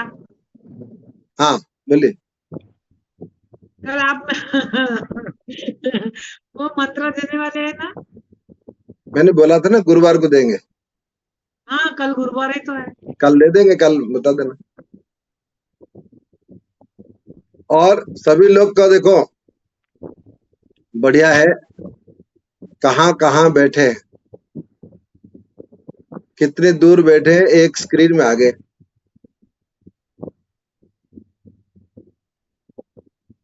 कितने दूर में बैठे हैं, ठीक है ना। ये हमारा टेक्नोलॉजी भी बहुत कुछ सिखाता है कि भाई आप टेक्नोलॉजी के साथ रहोगे तो एक बनकर रहोगे। तो आप टेक्नोलॉजी भी अगर देखना हो तो भी सप्तम भाव देख लो। तो सप्तम भाव यानी कि लाइफ पार्टनर के साथ अगर बने रहोगे तो टेक्नोलॉजी के साथ रहोगे तो एक बन के रहोगे, और टेक्नोलॉजी से थोड़ा सा अलग हुआ तो विच्छेद हो गया। तो कितनी बड़ी बात है। मैं आप लोगों से एक रिक्वेस्ट करूंगा, किसी भी भाव में जो लिखा गया है उस शब्द को रिसर्च करो, ठीक है। एक बात, कोई भी कुंडली में कुछ भी कहा जाता है कि फलाने भाव से ये देखा जाता है, तो उसको आप सर्च करो कि ऐसा क्यों कहा गया, इसका क्या अच्छा, यदि अगर मान लीजिए क्यों नहीं मिला तो इससे इसका रहस्य क्या है उसको जानकारी करो। जैसे कि हमने आपको पढ़ाया था चौथा स्थान में दूध का विचार भी किया गया था, माँ का दूध भी था। दूध का कारण था इसमें, क्या दूध का मतलब माँ का दूध हमने वहीं से लिया, तो ये कारण भी है। दूसरी बात आप देखो, दूध जो है ना, दूध का मतलब है कि वो पूरा विश्वास है। एक बात याद रखना, दूध एक विश्वास है। तो चौथा स्थान में विश्वास भी देखते थे ना शायद, विश्वास जी। तो आप देखो ना, दूध शब्द से विश्वास को ले लो। और आप याद रखना, दूध बेचने वाला कभी भी जो पानी मिलाता है, भले ये अमूल बड़े बड़े कंपनी बन गए हैं, वो बात छोड़ो, लेकिन वे तो बड़े कंपनी है। वैसे तो चोर तो मैंने हमने बोला ना, दुनिया में सभी चोर है, कोई तो है ही नहीं बचा नहीं साबित। लेकिन दूध बेचने वाला कभी भी तरक्की नहीं कर पाता, क्योंकि वो विश्वास में घात करता है। आप देखना, ये मोटरसाइकिल में आते हैं जो, उनकी मोटरसाइकिल में आने के बाद कोई गाड़ी नहीं में लेके आए नहीं। तो कभी कभी इन चीज को आप देखो कि भाई ये क्यों कहा गया है, ऐसा क्यों है। और मैंने आपको बोला सभी से, आप नीरज जी आप याद रखना, आपके मन में कोई भी क्वेश्चन आए उसको आप लिख के रख लो। आपके मन में कोई भी क्वेश्चन आए, ये कहां से कुंडली में विचार किया जाएगा। अभी से मैंने आपको बोल रहा हूं कि हमारा जो आगे प्रेडिक्शन के अध्याय चालू होगा, आपकी क्वेश्चन के आंसर चलेगी। क्योंकि हम इतना प्रेडिक्शन जो है ना, इतना अगर एक एक ग्रह उसके भाव जाओगे तो आप कंफ्यूज हो जाओगे, आप फिर ज्योतिष नहीं सीख पाओगे। आप क्वेश्चन रखो, मन में जो क्वेश्चन आया आपके सारे क्वेश्चन का जब वो धीरे धीरे धीरे धीरे सब आंसर मिल जाएगा तो आप क्लियर आप प्रेडिक्शन करने की क्षमता आपको मिल जाएगी। अगर आपके अंदर में प्रश्न ही नहीं आ रहा है तो इसका मतलब समझ नहीं पा रहे हो। तो आपके मन में कोई भी क्वेश्चन आए, जैसे कि आज भी मुझे किसी ने पूछा कि सर ये बताइए मेरी कुंडली से, उसने पूछा कि मेरे कुंडली से मैं जिसको प्यार करता हूं और ये तारीख, इस तारीख को प्रश्न कुंडली और हमारे कुंडली से देख के ये बताइए क्या उस दिन वो मेरे साथ व्यवहार उसका क्या था।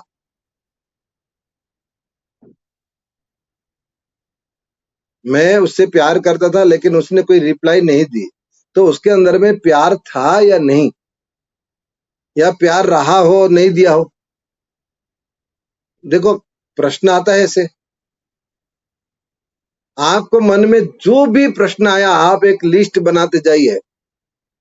मैं आज आपको एक डायरी दिखाता हूँ, शायद यहाँ मिल जाए, भगवान करे। ये रखी है। आज एक व्यक्ति का प्रश्न है, मेरे को दिमाग थोड़ा बहुत, मैंने बोला कुछ टाइम देना।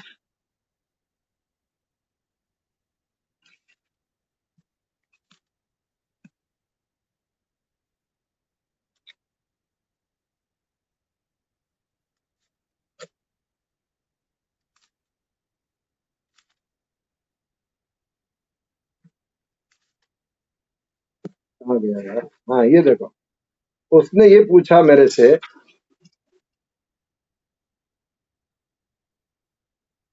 किसी का भी कोई प्यार होता है ना, जैसे आप लोगों ने भी कभी प्यार किया होगा किसी से भी, है ना। मैंने तो किया है, मैं झूठ नहीं बोल रहा। हाँ सच में, मैं झूठ गुरु जी नहीं। हम लोग सप्तम भाव में बैठे हुए हैं। हाँ नहीं, मैं सच सच बोल रहा हूँ, मैं प्यार किया हूँ। तो किसी से, कोई ना कोई किसी से भी प्यार होता है, चाहे ईश्वर से होगा, गुरु से होगा, प्यार पत्नी से होगा, पुत्र से होगा, होता तो है। ये बिना प्यार में तो इंसान रह नहीं सकता, ठीक है ना। तो उसने ये पूछा, अगर किसी से हम प्यार करते हैं, ठीक है ना, वो प्यार का रिजल्ट मेरे तरफ से उसकी तरफ जा रहा है या वो भी मुझे उतना प्यार कर रहा है। हम प्यार का जो है, हम दोनों के प्यार के बीच में पहला प्यार कहाँ से उत्पन्न हुआ, हम कैसे जानेंगे। कितना बड़ा क्वेश्चन है। जैसे कि मैंने सुबोध से प्यार किया, ठीक है ना, अब सुबोध के मन में मेरे पे लिए था या नहीं, मैंने तो किया। ये प्रश्न का ऐसे आपका जो जिस दिन प्रेडिक्शन आ जाएगा ना, तो दुनिया में नंबर 1 एस्ट्रोलॉजर बन जाओगे।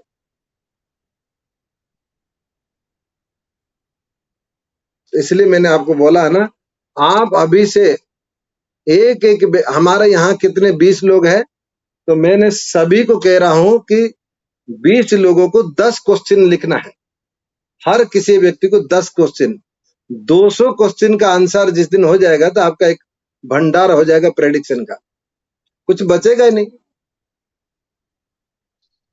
आपको लिखना है कि मुझे भेजना है कि प्रश्न का, मेरे इतने सारे प्रश्न मेरे मन में उठ रहे हैं पढ़ते समय। आपके मन में उठता है प्रश्न, लिख दो, तुरंत लिख दो, वो आपके आगे चलकर प्रेडिक्शन में काम आ जाएगा। और जिसका सेम प्रश्न होगा हमें एक ले लेंगे, दो नहीं देंगे। ये जो ज्योतिष सीखना है हमको, इससे क्या है कि आपको ज्यादा दिमाग नहीं लगाना पड़ेगा, आप पर्टिकुलर पॉइंट पे पहुंच जाओगे। इसके पहले हम इतना बता देंगे कि सारा कुंडली का अब कुछ बचेगा नहीं। जब हम 12 भाव, 12 लग्न, 9 प्लैनेट पढ़ लेंगे, फिर इसके बाद आपका आएगा प्रेडिक्शन। 9 प्लैनेट का भी हम बता देंगे कि 9 प्लैनेट पे कैसे कैसे सूर्य लग्न में बैठेगा तो क्या क्या क्या फल दे सकता है, चंद्रमा लग्न में बैठेगा तो क्या देगा, और ऐसे 9 प्लैनेट का छोटे छोटे छोटे छोटे सूत्र में बता देंगे। हर एक प्लैनेट का मतलब 108 सूत्र होगा उसमें, 12 राशि और 9 प्लैनेट मल्टीप्लाई कर लो 108, ठीक है ना। तो आपको ये अभी से आप लिखना शुरू करो, प्लीज मेरे बात को मानो आप। मन में जो भी प्रश्न आता है, अभी जैसे भाव पढ़ रहे हो ना, भाव पढ़ते समय मैं तो वो आपका वो स्लिप भेज देता हूं, उसमें भी कोई प्रश्न निकाल के रखो।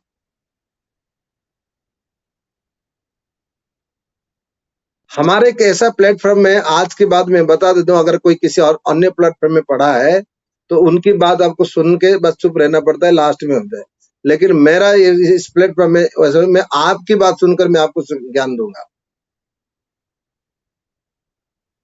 मतलब आपके मन में संशय नहीं होना चाहिए, ठीक है ना। मैं बार बार कहता हूं, लिखना शुरू करो, थोड़ा सा माइंड लगाओ कि यार ये जो प्रश्न मेरे मन में आया कि मेरा कैरियर में मैं चेंज करना चाहूंगा, तो मतलब अगर मुझे कोई आके पूछेगा कि मुझे कैरियर चेंज करना है तो ये कहां से देखेंगे, ये एक प्रश्न हो गया, ठीक है ना।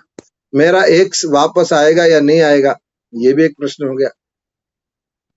मैं किसी को पैसा दिया हूं, वो मुझे पैसा लौटाएगा या नहीं, ये भी प्रश्न हो गया।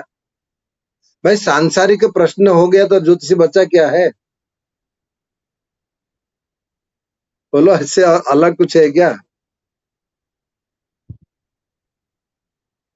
कुछ है नीरज जी?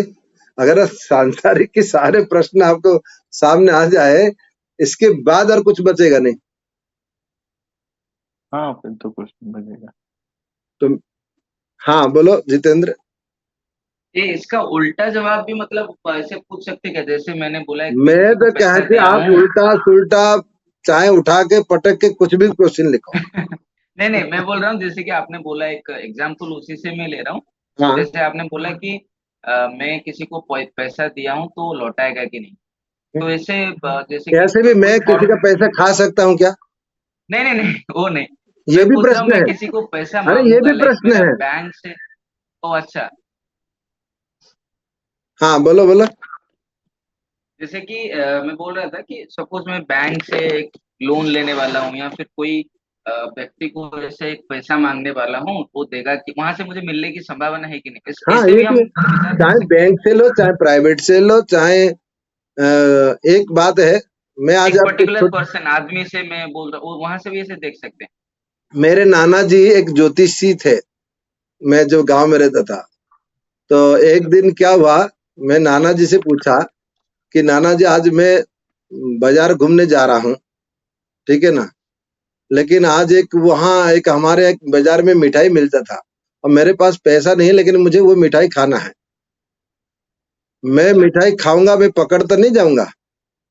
तो मेरे नाना जी ने बोला कि तेरे पास कितने रुपया है, हमने कि मेरे पास 5 पैसा है ना, और मिठाई कितनी की है, मिठाई 25 पैसे की है, तो 20 रुपया 20 पैसा कम है तेरे पास, हाँ तो एक काम कर, वो 5 पैसा को जमीन में गाड़ के चले जाना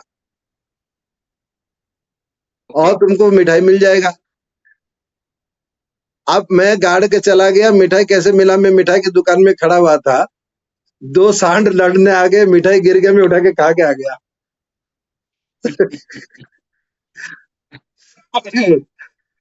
तो ये मतलब बहुत छोटी छोटी चीजों को भी आप देख सकते हो, ऐसा नहीं कि तो बहुत इसका बड़ा बड़ा फिर चीज ही मैंने आके नाना जी से पूछा, नाना जी आपने ये कैसे बताया था, क्यों बताया था?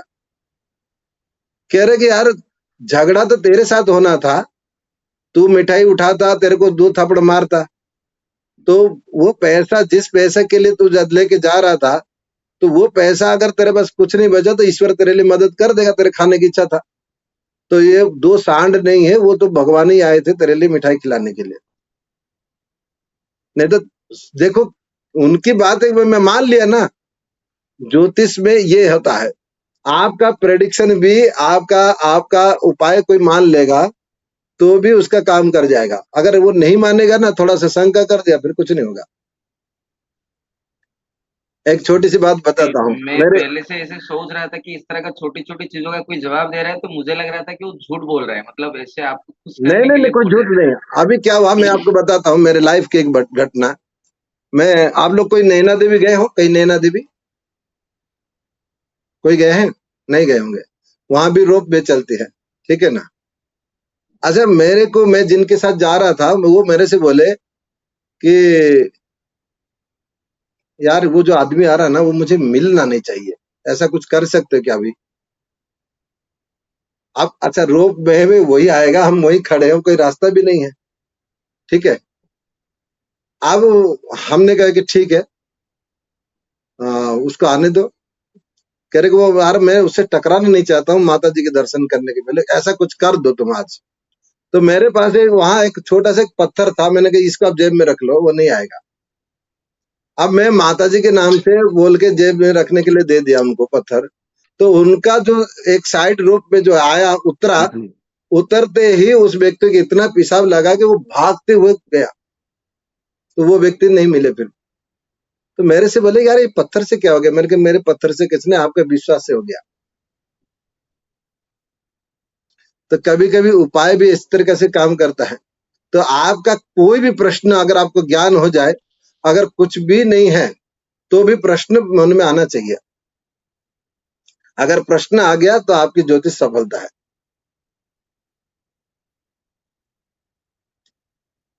ठीक है। हर हर महादेव, शुभ रात्रि। गुरु जी, हर हर महादेव हाँ गुरु जी, शुभ रात्रि। मेरा एक प्रश्न है। हाँ कविता जी बोलो। पूरा पूरा पिछले जन्म का पूरा देख सकते हैं? हाँ बिल्कुल। हम लोग क्या थे, क्या कर्म किया, सब कुछ? देखो, पिछले जन्म देखने के लिए जो ज्योतिष की गणित आएगा ना, वो आपको विश्वास नहीं करेगा।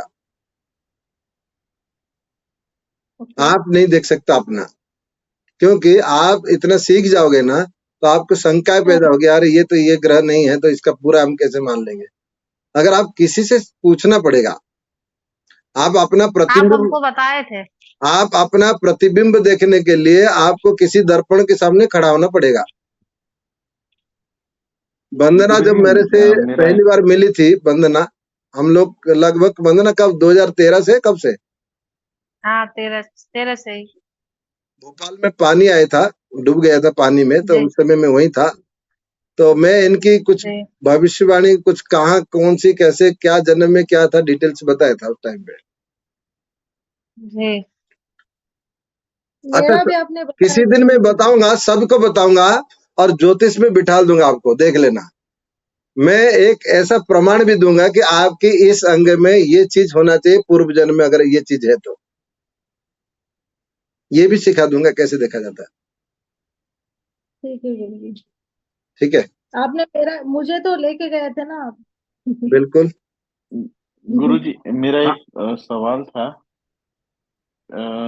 और कोई पूछ रहा है क्या कुछ? पूछो। हाँ, जैसे कि हम जो ये ज्योतिष की गणनाएं चालू करते हैं किसी भी जीव के, जब वो माँ के पेट से बाहर आता है तभी से चालू करते हैं। एक्चुअल में तो इंसान का जन्म माँ के पेट में ही हो जाता है, वहां पे मतलब उसका पूरा आत्मा आ जाती है, धड़कन आ जाती है। तो हम वहां से क्यों नहीं कैलकुलेट करते, यहाँ से ही क्यों करते हैं? और मतलब देखो कितना ऐसा अच्छा दिमाग प्रश्न में है, आया मेरे। कितने अच्छे प्रश्न है ये। देखो, एक बात याद रखो, जो माँ के गर्भ में हम आते हैं, ठीक है ना, जी उस गर्भ का समय काल ज्ञान हमको नहीं रहता, एक बात। दूसरी बात, माँ का गर्भ ब्रह्मांड है, ठीक है ना। मैंने उस दिन भी बोला था, माँ का जो गर्भ है वो ब्रह्मांड है, और ब्रह्मांड में जब तक हम हैं तब तक कोई ग्रह नक्षत्र का कुछ भी नहीं रहता। और ये जो पृथ्वी है वो मृत्यु लोक है, ठीक है ना। तो मृत्यु लोक में ही कुंडली का विचार कहा गया है, स्वर्ग में कोई कुंडली का नहीं है, या अंतरिक्ष में कोई भी कुंडली का विचार नहीं है, क्योंकि वो ऑर्बिट हो गया, ठीक है ना। ऑर्बिट में प्लैनेट बैठे, फल किसको मिलेगा? भाई आप किसी पेड़ के नीचे बैठे हो तो आपका छाया और पत्ते फल आपको मिलेगा, ठीक है ना। अगर आप पेड़ से ऊपर अंतरिक्ष में यहाँ पहुंच गए तो आपको उस पेड़ का कुछ फल मिलेगा आपको? नहीं नहीं मिलेगा। ठीक इसी प्रकार हम जब मृत्यु लोक में आ जाएंगे तो हमारे ऊपर ऑर्बिट रहता है, हमारे ऊपर अंतरिक्ष हो गया। यही पृथ्वी के आप 1 इंच ऊपर भी हो चाहे 1,00,000 किलोमीटर ऊपर हो तो आप अंतरिक्ष में हो, जी ठीक है ना। अगर हमारे आपसे जो डिस्टेंस है वो अंतरिक्ष है, जी ठीक है। तो इसका मतलब है कि पृथ्वी के स्पर्श होने से पूरे प्लानेट का प्रभाव आता है। अब जैसे कि पृथ्वी से बाहर हो जाए कोई, मृत्यु लोक से बाहर, ठीक है ना, तो किसी की डेथ व्यक्ति हो जाता है, उसको कोई ग्रह नहीं सताता, वो स्वयं ग्रह के जैसे बन जाता है पावरफुल, क्योंकि उसका स्पिरिचुअल में मिल गया, आत्मा से मिल गया। तो हम जब तक आत्मा के साथ हम शरीर में रहेंगे तब हमको नवग्रह को माना जाएगा। तो मृत्यु लोगों का जो स्पर्श समय होता है वो हमारा कुंडली है, ठीक है। और जो गर्भ में जब आते हैं, गर्भ में जब आए थे, ये हमारे बस की बात नहीं है कि हमारा गर्भ में किस समय में शुक्राणु और अंडाणु का दोनों जुड़े थे वो, और जीव कब प्रवेश किया, कितने टाइम पे प्रवेश किया, ये सिर्फ आपको जानकारी है, ये आपको जानकारी रहता है गर्भ में। लेकिन जैसे गर्भ से आप बाहर आ गए पृथ्वी में, वो सब विस्मृत माया उसको ढक देती है, ठीक है ना। माया का काम एक ही काम है, गर्भ तक तो उसको ईश्वर तक दिखता है और ईश्वर से प्रार्थना करता है कि प्रभु मुझे इस कष्ट से बाहर कर दो, एक बार मौका दे दो, मैं जन्म लेने के बाद आपका बहुत भजन पूजन करूंगा, है ना, मैं आपको भोग प्रसाद चढ़ाऊंगा। और जैसे ही वो जन्म लेता है माया तो उसको मोह में डाल देते हैं, अरे काहे कि ईश्वर कौन है, वो आपने मोह माया में फंस जाता है। और उसको जिसको ज्ञान विस्मर रहता है वो कभी वो सन्यासी बन सकता है, वो ज्ञान हो जाए, यार मैंने जिसको गर्भ में देखा था मुझे उससे ढूंढना है, ये इस दुनिया से नहीं पढ़ना है, वो सन्यासी है। राजा परीक्षित की कहानी सुने हो ना जी आप इतने बड़े विद्वान घर से जुड़े हो, तो राजा परीक्षित जब गर्भ में थे तो उनको भगवान कृष्ण का दर्शन हुआ था, क्योंकि उनको सुरक्षा करने के लिए गए थे। तो जब वो जन्म लिए तो वो चारों तरफ से देख रहे थे और रो रहे थे, ठीक है ना। और जैसे ही भगवान कृष्ण ने उनको ले लिया हाथ में, वो चुप हो गए। तो उनको पूछा गया इसके कारण क्या है, तो भगवान कृष्ण ने छुपा के एक बात भी बोल दी, ये चारों तरफ देख रहा था, किसी को परीक्षण कर रहा था, परीक्षण, ठीक है ना, इसलिए इसका नाम परीक्षित रखा जाएगा। किसको परीक्षण कर रहा था? जिसको गर्भ में देखा था, क्योंकि अश्वत्थामा ने एक ब्रह्मास्त्र बाण चला दिया था उत्तरा की गर्भ में, शायद, क्यों वंदना, उत्तरा है ना उसका नाम? जी उत्तरा है जी तो गुरुजी। हाँ, तो जी, वो ब्रह्मास्त्र उत्तरा को ही है। बचाने के लिए भगवान श्री कृष्ण गए थे गर्भ में, तो उनसे उनका मुलाकात हुआ था। तो वो जन्म के बाद उनको ज्ञान था, माया हावी नहीं हुआ था, ठीक है ना। आप देखो धीरे धीरे बड़े हो गए, ठीक है ना, और माया के चक्कर में ही उनका मृत्यु भी हो गया। अच्छा, हम कहेंगे मृत्यु तो हुआ है, किसका? शरीर का। राजा परीक्षित का मृत्यु नहीं हुआ है, ये ज्ञान भी समझ लेना। राजा परीक्षित का मृत्यु नहीं हुआ है, उनका मोक्ष हुआ है। और मृत्यु किसका हुआ? शरीर का। शरीर मरता है, आत्मा नहीं मरता। सुखदेव जी का भी यही कथा है। मुझे तो सुखदेव लगता है जी का भी। उस काल में सभी को मोक्ष मिला होगा जिसने साक्षात कृष्ण जी के दर्शन किए, सब, चाहे हाँ, वो शत्रु नहीं, शत्रु एक रहा बात हो और या भी, मित्र। एक बात मैं बताता सबको हूँ। नहीं मिला था। दुर्योधन जो है, दुर्योधन भगवान श्री कृष्ण को कभी भगवान माना नहीं, ठीक है ना, क्योंकि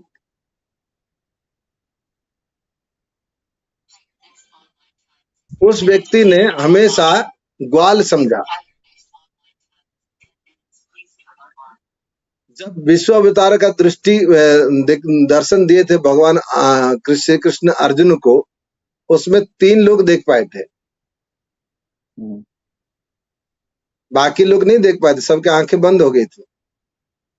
अच्छा एक बात बताइए नीरज जी, आपको अगर तेज रोशनी हम डालेंगे आपके आंख में, आपके आंख की पावर उतनी अच्छी होगी तो रोशनी को भी आप देख पाओगे, नहीं तो आप आंख बंद कर दोगे जी। ठीक है ना। जो पुण्यात्मा के आंखें है ना, इसलिए हमारा ज्योतिष शास्त्र कहता है जिस व्यक्ति का मृत्यु काल में आंखें खोली होती है उसको मोक्ष मिला है। ये बात याद रखना। ये यहाँ बैठी है क्या नाम है, ऋषि रंजना, ये भी हस्तरेखा जानती है ना। अच्छा। तो किसी को भी आंखें खुली रह के मृत्यु हो जाए तो उसका मोक्ष मिला है, क्योंकि उसका जो तेज है ना, वो ब्रह्म तेज को दर्शन करते हुए गया है। आंखें फाड़ के देख रहा था मृत्यु के काल में भी। अधिकतर 99% लोग मृत्यु काल में आंख बंद हो जाती है, 99%। सर मेरा एक सवाल है इसके ऊपर। हाँ, पशु पक्षी अगर वो मतलब डॉग्स अगर जाते मतलब मरते हैं तो अगर उनकी आंखें खुली रही तो उनको भी मोक्ष हो जाता है क्या? वो निश्चित रूप से किसी का दर्शन कर रहे हो। ओके। और एक अलौकिक शक्ति का दर्शन होता है अंतिम काल में। अच्छा। यमराज, पर हमारे यहाँ यमदूत जब आते हैं, यमदूत जब आते हैं मृत्यु के नजदीक में, हर किसी व्यक्ति को दर्शन होता है, इसलिए वो घबरा जाके डरता है, डर के कुछ बोल नहीं पाता। उसकी देखना आप किसी भी मृत्यु काल में किसी भी व्यक्ति का आवाज लड़खड़ा जाता है, ऐसे बोलेगा, तो बोल नहीं पाएगा। इसका मतलब है कि उसको भय आ जाता है। वो यमदूत की देख, हर किसी मनुष्य को यह आएगा, मौका मिलेगा। ये आज नहीं, किसी के ना हो, लेकिन समय पर वो देखने को मौका मिले, लेकिन मिलेगा जरूर। चाहे एक्सीडेंट होने वाला हो तो भी उसको पता चल जाता है। अच्छा, एक्सीडेंट होने के बाद तुरंत खत्म नहीं होता, वो 2-4 मिनट के बाद भी प्राण निकलता है। उतने में उसको दर्शन हो जाता है, भाई तुम अब नहीं जाओ, वापस नहीं, आ जाओ, ठीक है ना। पर हम शास्त्रों में पढ़े हैं कि वो ब्रह्मरंध्र से जो है मोक्ष की प्राप्ति होती है। नहीं, वो तो ठीक है, ब्रह्मरंध्र कहाँ से होती है? थोड़ी ना यहाँ से विस्फोट होकर निकलता है। हाँ, शास्त्रार्थ में होता है ऐसा है, तो शास्त्रों तो में शास्त्रधार चक्र का जो हमारा आज्ञा चक्र है, ठीक है ना, जी। उस व्यक्ति को अगर देखना है, ठीक है ना, तो आप मरने के बाद उसकी खोपड़ी में देख पाओगे। हाँ, ऋषि दधीच के एक घटना में बताता हूँ। मेरे लाइफ में मैं एक जगह पे नदी में स्नान कर रहा था, तो एक खोपड़ी आई थी मेरे पास, स्केलेटन टाइप का। मैंने उसको पकड़ा, पकड़ने के बाद बढ़िया से खोपड़ी को मैं देख रहा था। मेरे नाना जी से पूछा, नाना जी इसकी खोपड़ी में इस हिस्सा में क्या छेद है और यहाँ क्यों छेद है? तो मेरे नाना जी बोले कि ये खोपड़ी कोई विशेष व्यक्ति का है, बहुत पुण्यात्मा का है। हमने कि मतलब इसका जो प्राण शक्ति निकला है ब्रह्मरंध्र से। जी, और इसी की वजह से लोग डंडा मारते हैं सर पे। वो हाँ, लेकिन उससे कुछ नहीं होगा, वो तो मार के करने से नहीं होता है। हाँ, वो तो गलत है, फिर भी लोग मारते हैं। जब किसी की लाश का अंतिम संस्कार नहीं होगा, वो खोपड़ी कोई मिल जाए, तो मेरे नाना जी ने मेरे को बोला कि वो खोपड़ी मुझे दे दे। वो नाना जी ने कुछ दिन तक रखे रहे उसको। फिर मैंने सोचा कि क्या करोगे? नहीं, इसकी एक साधना होती है, इसको कहते हैं मुंडी साधना, ठीक है ना, कपाली साधना कहते हैं।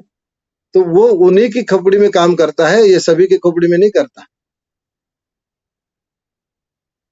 तो इसका मतलब है कि हमारे शरीर जब भी छूटेगा तो इसी मृत्यु से संबंधित से हुई होता है। तो गर्भ में जो जन्म लेता है उस गर्भ का ज्ञान किसी को नहीं रहता, इसीलिए उसका कुंडली नहीं बना सकते। बस उसको आप जानकारी कर सकते हो इतना साधना करके कि मेरा जन्म कब हुआ था। ठीक है ना? हाँ, आप लोग शादीशुदा हो, आगे कोई शादी करने वाला हो, अगर सेकंड बच्चा करने वाला हो, तो इसको जानकारी कैसे कर सकता है, मैं आपको बता देता हूँ। आप दोनों का मिलन का समय, ठीक है ना, वो डेट रख लो। इसका भी एक ज्योतिष की गणना है, मैं बता देता हूँ। उस मिलन का डेट रख लो, कोई भी जितने डेट और टाइम, और लेडीज के एमसी पीरियड का टाइम रख लो, डेट, जो डेट आता है। फिर जब दोबारा एमसी पीरियड नहीं आता है, ठीक है ना, उन सब डेट को कैलकुलेशन करो, जो जो आपने डेट कर रखा है, ठीक है ना। फिर इसके बाद आपको उस डेट की नक्षत्र से, उस डेट की नक्षत्र को आप ले लोगे, उसकी जो जितने जो नक्षत्र में आपने संपर्क किया था, उस नक्षत्र से लेके जो 14वां नक्षत्र आएगा, ठीक है ना, 13 या 14वां नक्षत्र, वो उसमें गर्भ का संपर्क होने का नक्षत्र कहलाता है। तो उसके हिसाब से आप कुंडली बना सकते हो, लेकिन ये पर्टिकुलर नहीं आएगा 13 अथवा 14वां, क्योंकि आपको मालूम है हमारे धर्म शास्त्र में और कोक शास्त्र के ग्रंथ है, कोक शास्त्र, उसको पढ़ना, इसमें आपको मिलेगा ज्ञान। और उसमें क्या लिखा है, कोक शास्त्र, ठीक है ना, उसमें लिखा है कि 16 दिन तक ही गर्भ के द्वार खुला रहता है, एमसी के 16 दिन तक। 16 दिन के बाद गर्भ द्वार बंद। तो 16 दिन के अंदर में अगर कोई भी संपर्क होगा, आप 14 दिन जोड़ लो। अब हमारे यहाँ पाठक जी बैठे हैं, शायद मेडिकल विभाग वाले, वो बता सकते हैं कि गर्भ की जानकारी कितने दिन में होती है लगभग। पाठक जी, आप बता सकते हो मेडिकल साइंस की तरफ से? इनका कभी कभी नेटवर्क गड़बड़ हो जाता है। तो इसका मतलब है कि आप देखिएगा, मान लीजिए 16 दिन हुआ, 16 दिन में 7 दिन त्याग करना पड़ता है, ऋतु स्नान, 7 दिन तक संपर्क में नहीं आ सकते। बचा कितना? 9 दिन, और 14 और 9 जोड़ लो, कितना हो गया? नहीं गुरुजी, ऐसा नहीं है। 3 4 मतलब 7 14, आप 14 में 16वें दिन बता सकते थे सर। नहीं, मैं कह रहा हूँ 16 दिन से लेकर और 14 नक्षत्र जोड़ोगे तो 16 दिन में से 9 दिन के बाद गर्भ का हर कोई मानता है, 7 दिन तो त्याग देता है ना। नहीं, जिस दिन मतलब उसका 3 दिन वो छोड़े जाते हैं, जिस दिन एमसी पीरियड शुरू होता है उसके देखिए 3 दिन चौथा दिन तक तो वर्जित है, ठीक है। हाँ, 5वें दिन से लगाकर, तो 5वें दिन से करने, वो जो संयोग होने से उस बच्चे का डेवलप नहीं होता। नहीं, वो तो फिर उसको 15 दिन माइनस किए जाते सर बाद में।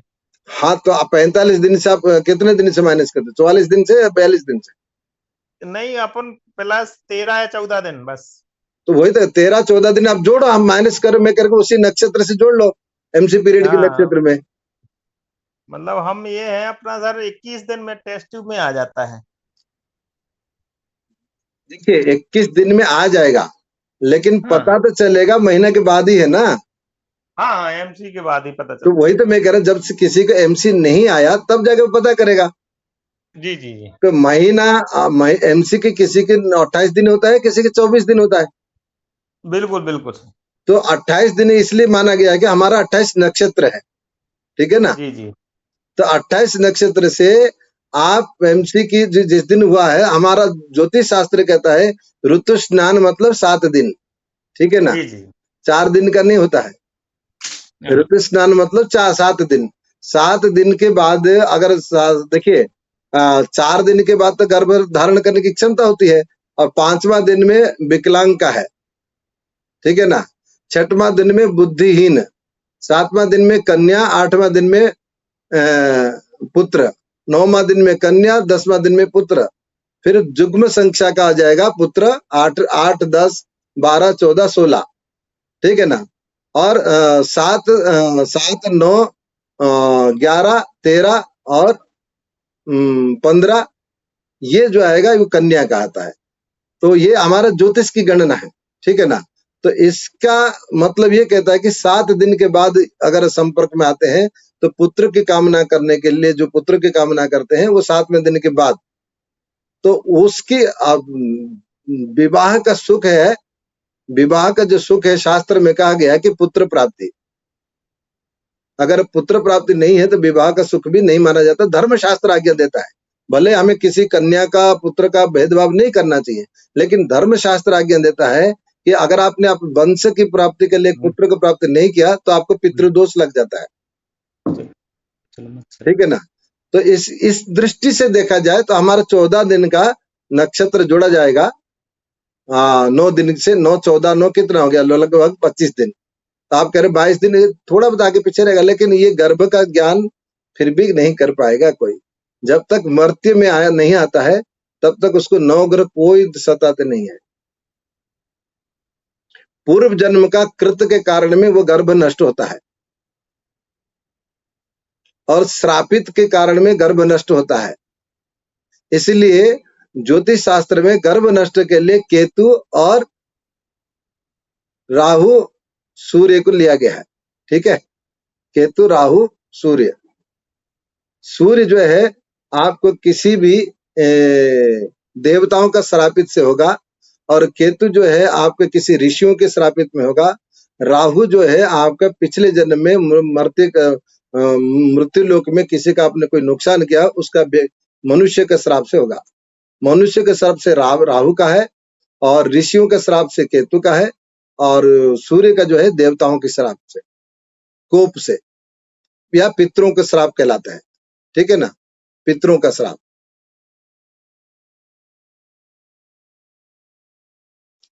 बहुत सर कुछ। मेरा एक सवाल है। हाँ मेरा एक सवाल है, पूछूं क्या? पूछो। कुंडली में कैसा देखा जाता है कि इनको पितृदोष है? मतलब अगर किसी को संतान नहीं होता है तो कोई बोलता है कि नहीं, वो उसको देखो, पितृदोष के लिए अभी तो बहुत लंबी मैटर आ जाएगी, उसको अभी ना लो। पितृदोष बहुत लंबा मैटर है, ठीक है ना, चर्चा करेंगे इसके लिए। पितृदोष के बारे में मैं तो कह रहा हूँ ना, सारे दोष के बारे में जानकारी करेंगे। पितृदोष कैसा होता है देखो, मैं फिर भी बताता हूँ। नवम भाव में सूर्य बैठा हो, सूर्य पर राहु और केतु का संबंध हो, अथवा शनि का संबंध हो, सूर्य अगर पाप ग्रह से पीड़ित हो, अथवा सूर्य और शनि का आपस में परिवर्तन योग हो, तो ये होता है। गुरु जी आपने बोला 28 नक्षत्र, अभी आप जब बात। हाँ 27 नक्षत्र तो है, आपने सुना होगा, लेकिन 28 नक्षत्र एक अभिजित नक्षत्र होती है, ठीक है ना। अच्छा। हाँ, अभिजित नक्षत्र को मिला के 28 होती है, लेकिन ज्योतिष की उपयुक्तता में 27 नक्षत्र आता है, लेकिन 28वां नक्षत्र भी मुहूर्त प्रकरण में आता है। जब आप किसी, जैसे भी राम जन्मभूमि मंदिर का जो शिलान्यास किया गया था, वो अभिजित मुहूर्त कहलाता है।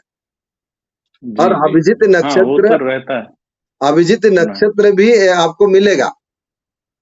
जी मिलता है। हाँ मैंने मतलब मुझे ज्यादा ज्ञान नहीं है तो उसको आप अभिजित नक्षत्र मतलब ये एक विशेष नक्षत्र है, ठीक है ना। जी ठीक है, चलिए बढ़िया।